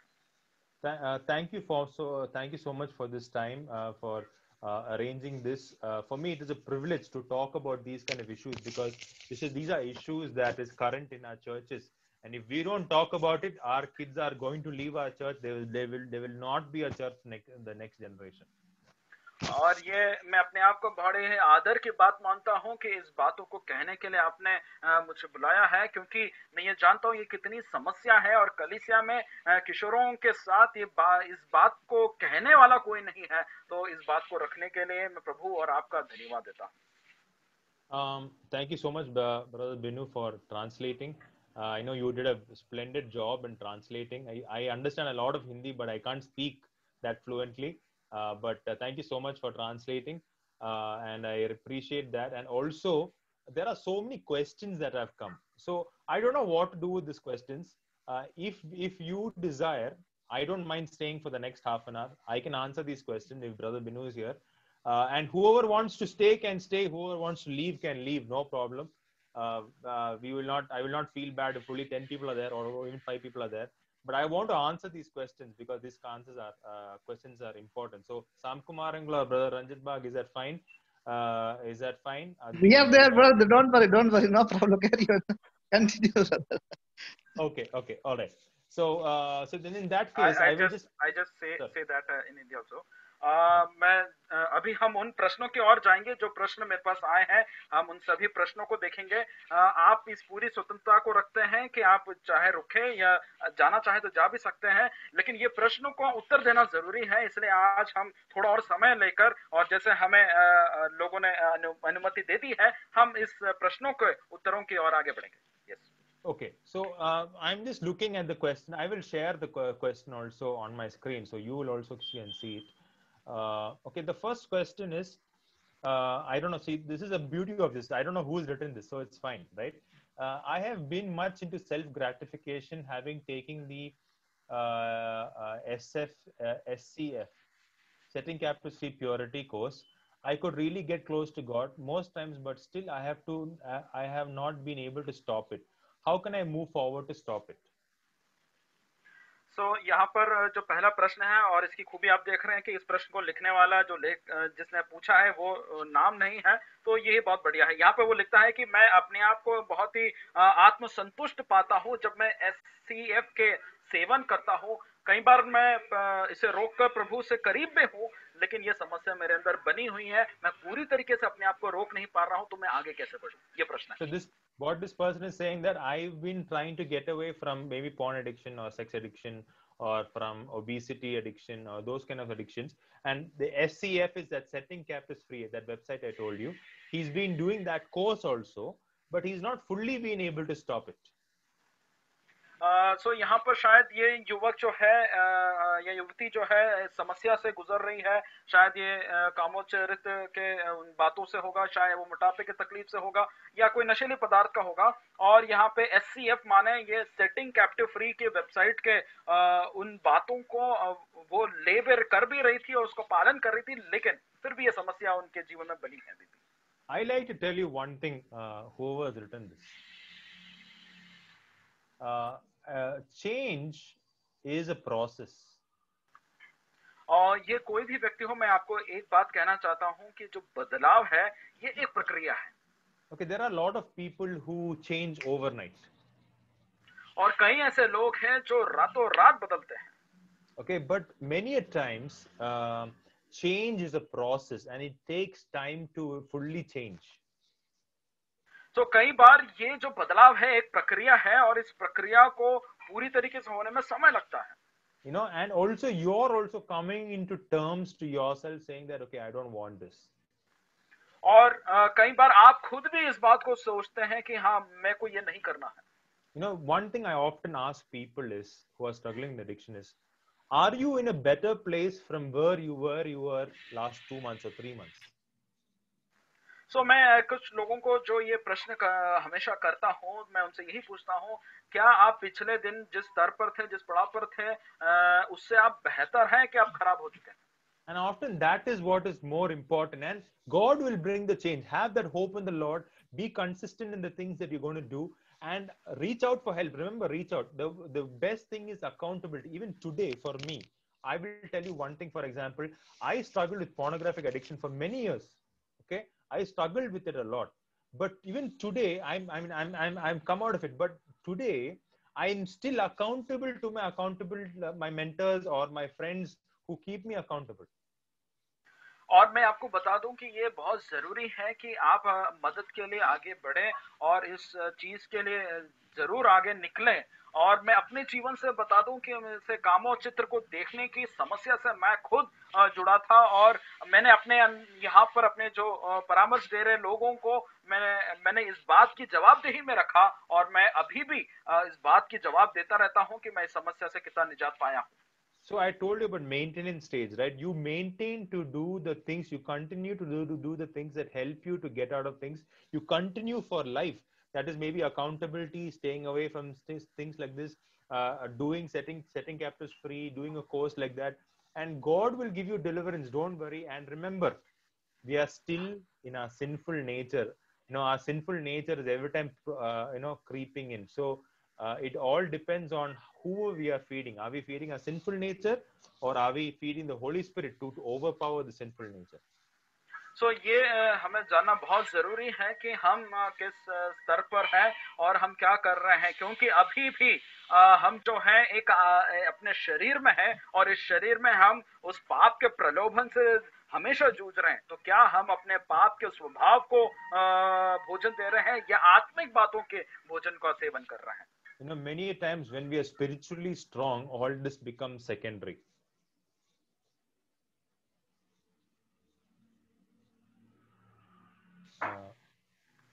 Sorry, could you repeat? Many times when we are spiritually strong, you know, when every day we are spiritually getting from the Word of God, when we are strong in the Word of God, when we are strong in the Lord, we automatically will stop this after some time. So हम जब आत्मिक रूप से अपने आप को बलवंत कर रहे हैं और आत्मिक बातों में लगे हैं, तो धीरे धीरे अपने आप को हम इतना बलवंत कर लेंगे कि हम इन सभी बातों को प्रतिरोध करने की शक्ति और सामर्थ्य में आएंगे। Okay, I hope I was able to answer this question. The second question is, if you are on YouTube and make videos or on gaming and being on game community, can it be acceptable to God and does it affect my spiritual life?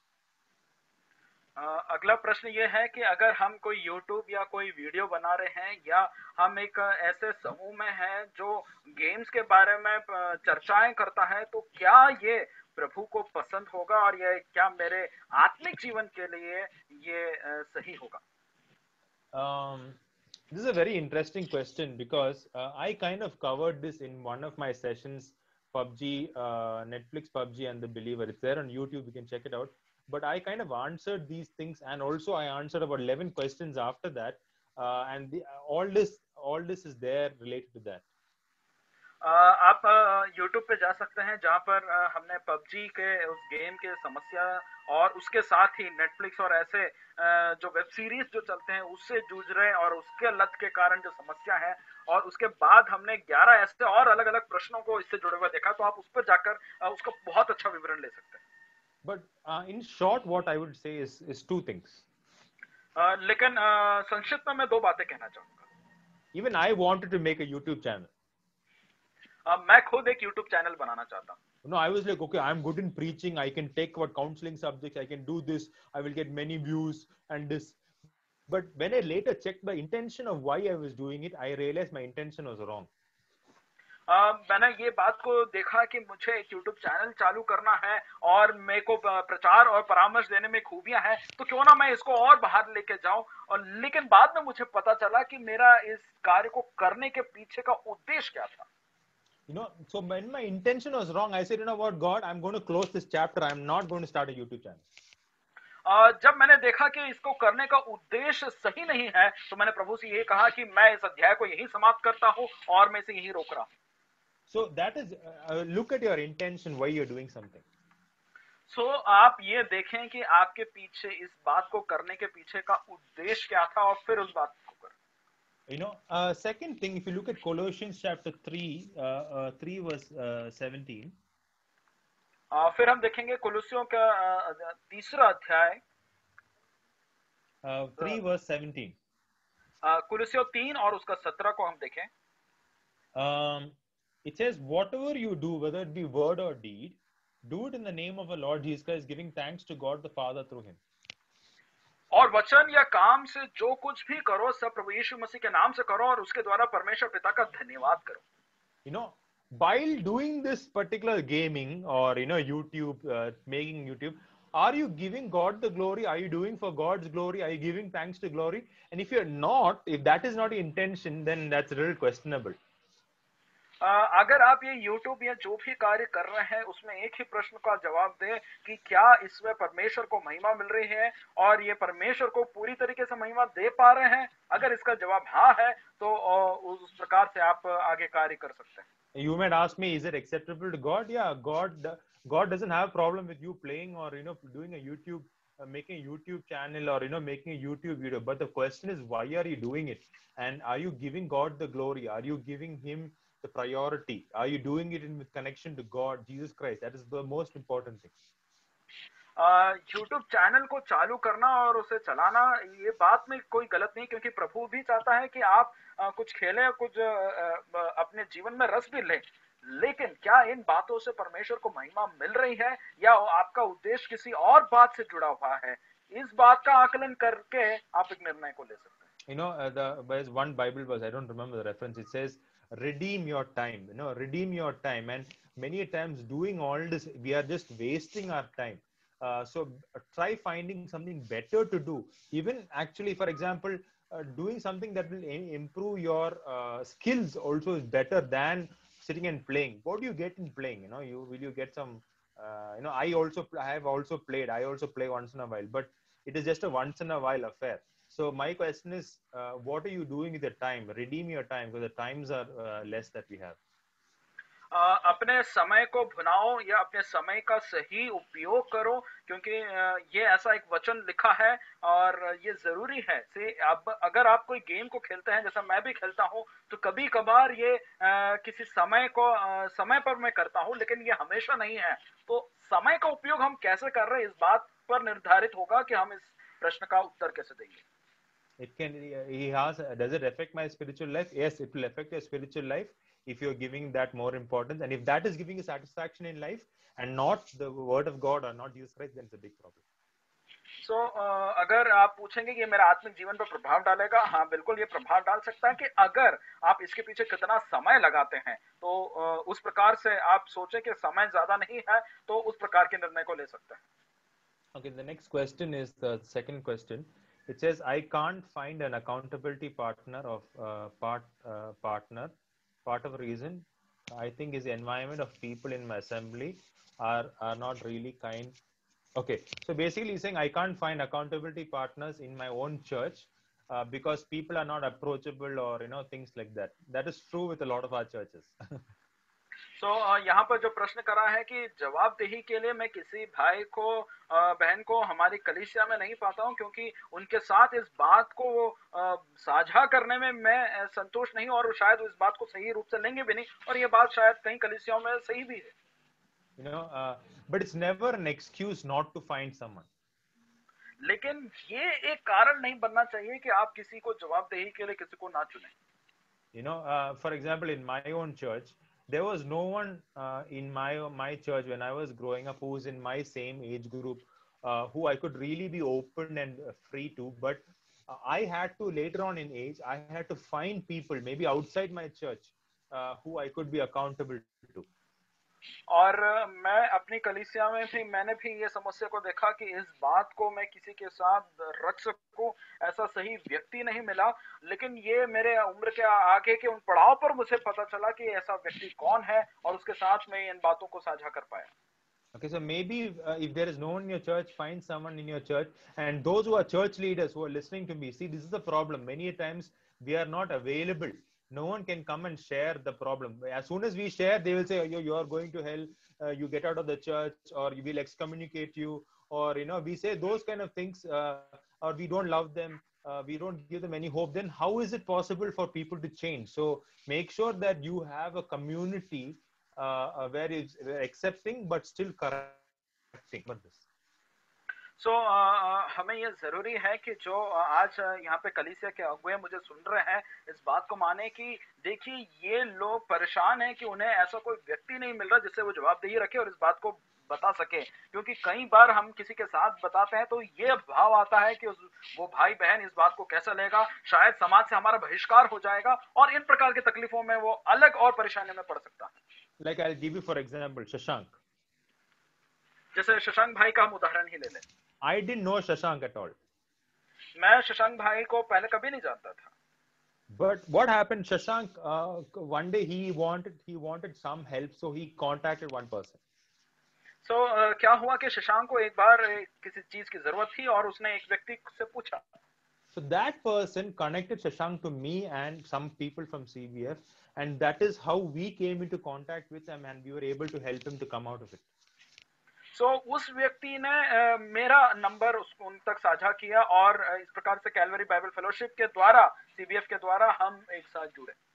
Okay, so many a times if you say that I don't have any accountable partner and I'm just sitting in my church and I don't have anyone to help, then you will sit there only, you won't get help, you are causing a trouble for yourself. But if you really want to change, find someone. You can call me, I've given you my number, so don't make an excuse.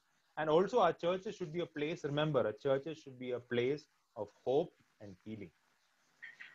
इसलिए आप ये बात को मान ले, अगर आप इस बात को लेकर बैठ जाएंगे कि हमारे लिए कोई सही व्यक्ति नहीं है, तो आप उस बात को लेकर बैठे ही रहेंगे, आपके अंदर वो बदलाव नहीं होगा. भाई गॉडली कौशी ने अपने नंबर को भी दिया, आप उस पर भी जाकर आप उन्हें जवाबदेही का साझा कर सकते हैं, और इस बात के बदलाव में आप आगे कदम बढ़ाएं, क्योंकि कलीसिया एक बहुत बड़े चंगाई और एक बहुत बड़े आशा का केंद्र बनना चाहिए. Okay. So there are a lot of questions coming, but I'm going to answer only questions that is pertaining to my subject, okay? बहुत सारे सवाल आ रहे हैं, लेकिन हम उन्हीं सवालों को ले पाएंगे जो हमारे आज के इन विषयों से जुड़ा हुआ है. If you want me to answer those questions, please text me or send me a mail or find me on Instagram or Facebook, and we can probably talk about it. अगर आपको इन सभियों के जवाब चाहिए तो आप मुझे इंस्टाग्राम पे या फेसबुक पे आप अपने सवाल को डाल सकते हैं, मेल कर सकते हैं, व्हाट्सएप कर सकते हैं, और इन सवालों का जवाब देंगे. Okay, another question is, the third question is, if I need a YouTube channel and a social media for a business I want to create for the future, is it right to do it? अगर मुझे कोई YouTube channel या मेरे व्यवसाय के लिए जरूरत में मैं अगर उसे बनाता हूं और उससे मैं समूह के बीच में जाने की कोशिश करता हूं, तो क्या ये सही होगा? Yeah, today YouTube and social media is used as a platform for advertisement to increase your business, and I know a lot of people, Christians, who use that as a platform. But again, there's a right way of using it. Are you giving importance to Christ? Are you doing it to make yourself famous? then it's a wrong intention. So your intentions are very important. So it's linked to the other question.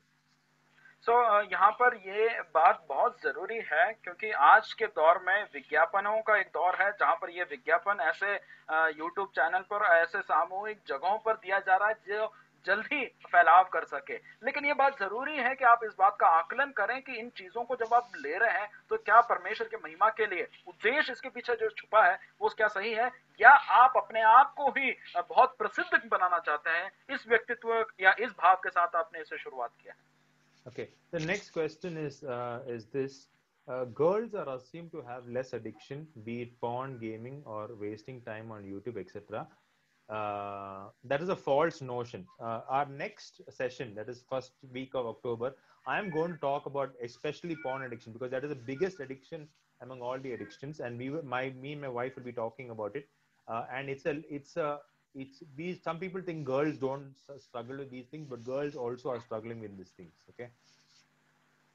यहाँ पर जो प्रश्न का जो पहला भाग है वो ये कह रहा है कि जो ये कामोचित्र है या गेमिंग के जो लत है, इन सारी समस्याओं पे शायद बहनों के बीच में ये समस्याएं कम हैं, लेकिन ये मैं बता दूं कि ये धारणा गलत है। अक्टूबर में जब हम वापस ऐसे सत्रों को करेंगे तो हम कामोचित्र की समस्या, इस लत पर आएंगे और गॉडलिव भाई और उनकी पत्नी इस बात पर बातचीत करेंगे। तो बहनों के बीच में भी ये उतनी ही लत है जितने भाइयों की है।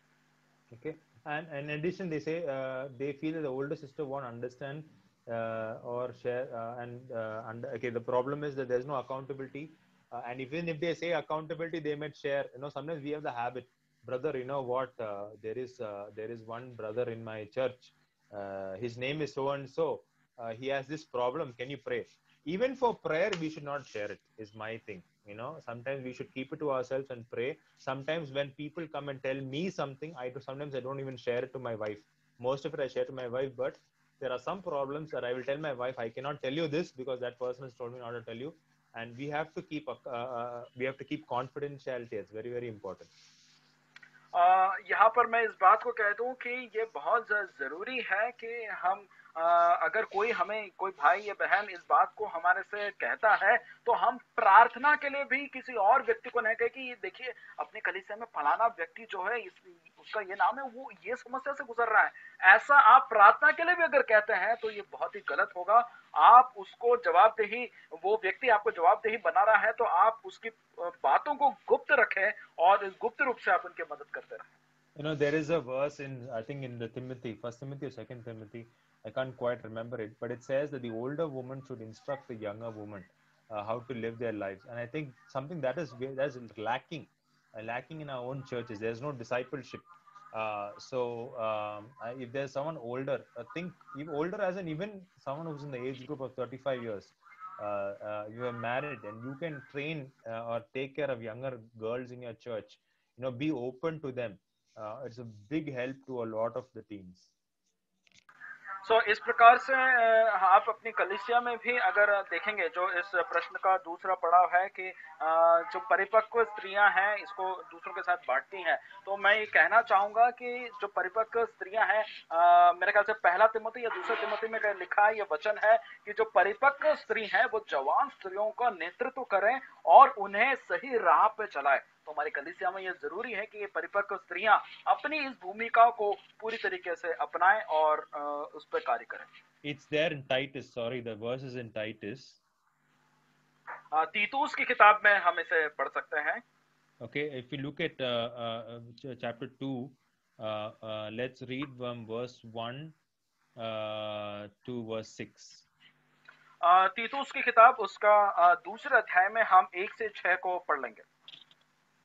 पर तू ऐसी बातें कहा कर जो खरे उपदेश के योग्य है, अर्थात बूढ़े पुरुष सचेत और गंभीर और संयमी हो और उनका विश्वास और प्रेम और धीरज पक्का हो। इसी प्रकार बूढ़ी स्त्रियां का चाल चलन पवित्र लोगों सा हो, दोष लगाने वाली और पियक्कड़ नहीं पर अच्छी बातें सिखाने वाली हो, ताकि वे जवान स्त्रियों की चेतावनियां देती रहें कि अपने पतियों और बच्चों से प्रीति रखें और संयमी, पवित्रता, घर का कारोबार करने वाली, भली और अपने पति के अधीन रहने वाली हो, ताकि परमेश्वर के वचन की निंदा ना हो पाए। ऐसा ही जवान पुरुषों को भी समझा कर कि संयमी हो। You know, it's very interesting how it's talking about the qualities of a sound church.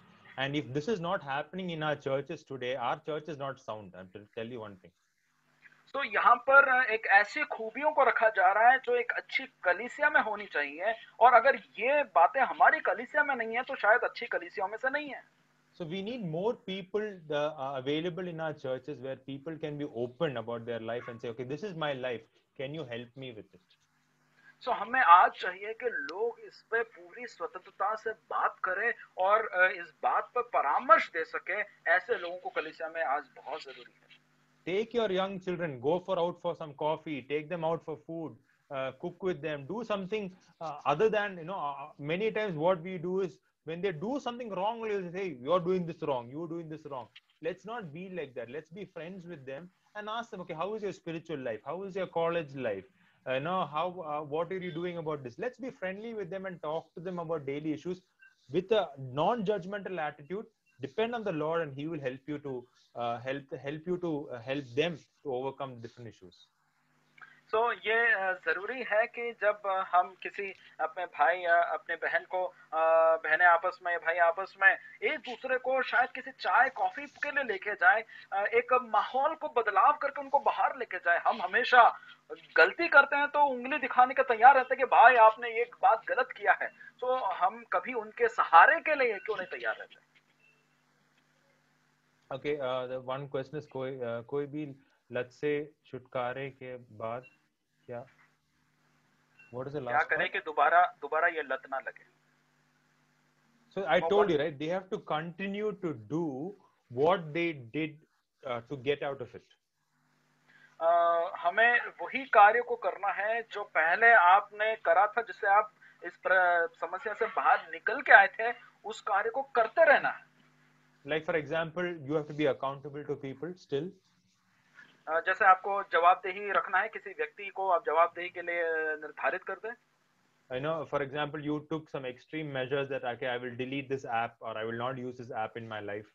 So you have to do that measures.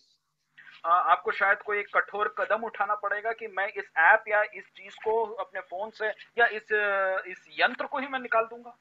If it is bad friends which is creating the problem, then you had decided that I will stop this friendship. That means you will not talk to these friends ever in your life. अगर ये एक बुरी संगति है तो शायद आपको ये निर्णय लेना होगा कि मैं इस संगति को ही छोड़ दूंगा और अपने इन दोस्तों से दूर रहूंगा। No, yesterday only I was speaking to one of the boys, and he had come out of his addiction. He was doing really well, but last couple of months I was not here, and then he had gone back to his old friends.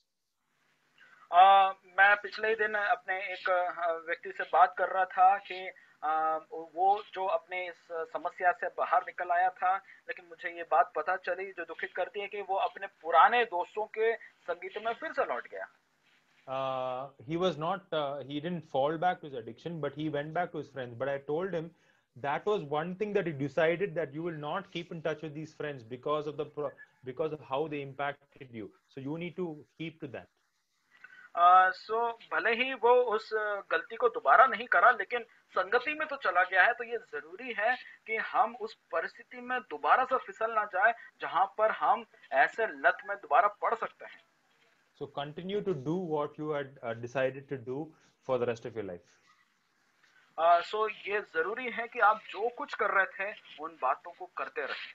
Like reading of the Word of God, being in the church, being in a community, having accountable partners, removing all that things that will cause you to fall. So जवाबदेही रखें कि हमारे ऐसे मित्रों को दूर कर दें और ऐसी चीजों को जो हमारे आसपास है उसको दूर कर दें, और जवाबदेही के लिए कलीसिया में से या कहीं से एक व्यक्ति को जरूर आप नियुक्त कर लें। Okay, I don't have too much time. I want to stop. This can go on and on. Let me just. There are a lot of questions on dressing style, hairstyle. That is not our topic today. I'm not going to talk about that. But maybe another time we can talk about it. वेशभूषा और बालों को कैसे रखना है, इन पे समस्याएं हैं, लेकिन ये हमारे विषय से जुड़ा नहीं है, इसलिए हम आगे बढ़ेंगे। This couple of people had asked me, which is a site for addiction addiction problem. I will can you see my browser? Can you see my browser? Yes. Right now we are seeing the questions. Only questions. Okay, 1 minute. Yeah. I will just share my screen.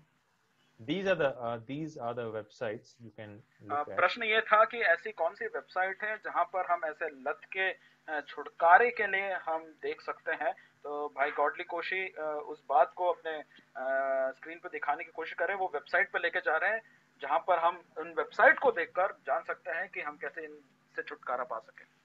Okay, there's a website called Setting Captives Free. और ये website है कि setting captives free, अपने बंदी से हमें मुक्त करें, इस प्रकार के शीर्षक अंग्रेजी शीर्षक में है। Okay, so in this website, see there is one for weight loss. पहला जो इसमें एक निवारण है वो हमारे जो वजन बढ़ने से हमें बचा सके उसके लिए है। It's like a 30-day course. Every day you have to do it. और ये एक 30 दिन का पूरा पाठ्यक्रम है जिसे आपको हर दिन करना पड़ेगा। Then and remember again very biblical. They take a lot of verses. Remember it's not created by brethren, but it's still evangelical. ये बहुत ही वचन के आधार पर बना है जरूर, लेकिन विश्वासियों ने नहीं बनाया, लेकिन ये बहुत ही वचन पर आधारित है, उसमें वाक्य आप ये सब पा सकते हैं। Okay, then Purity Boot Camp is for pornographic addiction. और अपने आप को शुद्ध रखने का एक जो प्योरिटी बूट कैंप के शीर्षक से है, ये कामोचित के उस समस्या से निजात दिलाने के लिए है। Okay, then so you go to this place. It has many things. Like for example, it has a mentorship course. It has a depression problem, purity follow media. If you are a media addiction, right, you can do a course, a 30-day course. So you can use this website. And for me, actually, when I was struggling with pornographic addiction, I did a 90-day course, 90 days, and every day I did it, and that really helped me to get out of things. और ये website आपके लिए बहुत ज़रूरी है, इसमें कई विषयों पर आपको ये याद दिलाएगा। और मैंने भी इस वेबसाइट पे जाकर जब मुझे कामोचित से समस्याएं थी तो मैंने 90 दिन के उस पूरे पाठ्यक्रम को करा और हर एक दिन उस बात को लगातार करता रहा और मुझे इस समस्या से निजात मिल पाई है। 45 is one, I think. Let me just check if it is this. 1 minute. अगला एक और वेबसाइट है, मैं आपको थोड़ी देर में बताता हूँ। Yeah, there is this website called 45. It's again this is for porn addiction. और ये कामोचित से हमें छुटकारे के लिए विशेष ये वेबसाइट बनी है, तो इस पर आप जा सकते हैं, जिसका शीर्षक अंग्रेजी में 45 या हिंदी में 45 के उस अर्थ में आता है। Okay. No, it's not 45, not the number 45. It's 45. 45 a building. Okay, ये 45 यानी कि आपको एक किला और गढ़ में बांधे, इस प्रकार के अर्थ में है। Okay, so there is another site called Fight the New Drug for porn addiction. और कामोचित के उस समस्या से एक और वेबसाइट आप देख सकते हैं, फाइट द न्यू ड्रग के लिए। Okay, this is another website, but there's no Christian content in it, but it's still very good to help you out if you come out of it. और ये एक विश्वासियों के द्वारा बनाया एक वेबसाइट नहीं है, उस प्रकार से वचन आधारित नहीं है, लेकिन आप इस पे अच्छी उन बातों को निजात पाने की, उन बातों की अच्छी प्रक्रिया को भी देख सकते हैं। Okay, so there are many resources that we can use, but it all depends on what the addiction is. So ऐसे कई संसाधन हैं जो आप यहाँ पे उपयोग में ला सकते हैं, लेकिन जरूरत क्या है उस पर निर्भर करता है। So I think I will stop here. I think most of our brains would have been fried by now, so I will just stop here. But thank you so much for this opportunity to come and share, and I hope this is beneficial for all of us, and that even if we are not struggling, that we will help. For those of us not struggling, let's be good. Let's be good believers. Let's be good Christ followers. That's all Christ is wanting us to do. So, मैं जानता हूँ कि ये समय ज़्यादा हो गया है और थोड़ी सी अति हो गई, लेकिन ज़रूरत थी तो इस बातों को रखा, और मैं धन्यवाद देता हूँ आयोजकों के लिए मुझे अवसर दिया। लेकिन हम अपने आप को तैयार करें और इन समस्याओं से निजात पाने के लिए या तो खुद भी निजात पा सके और दूसरों की मदद के लिए हम तैयार रूप में खड़े हो सके। Let's quickly pray, and I would give the time to reorganize this. Father in heaven, we thank you, Lord, for this time. We thank you, Lord, for allowing us to come and just spend this time talking about addictions and what a impact it is having in our lives. Lord, help us to be a community of healing and hope. Help us to be a community to accept people, give hope to people, give the space for change, give them time for change, so that they'll be able to change and become closer to you. Help us to be that community that you wanted to be. Lord, you hung around with sinners, and when Pharisees saw it, they didn't like it. But you still made an impact on the sinners' life, that they changed their life. So help us to be true Christians to many who are struggling. And if there's anyone struggling, Lord, we pray that you will change their heart, that they will pursue you. You will put good, accountable partners around them. That they will be persistent. They will persevere. They will be steadfast in what they do. Thank you, Lord, for this brothers and sisters who have joined. Thank you, Lord, for Brother Binu who were able to translate. Thank you for the connection that was good.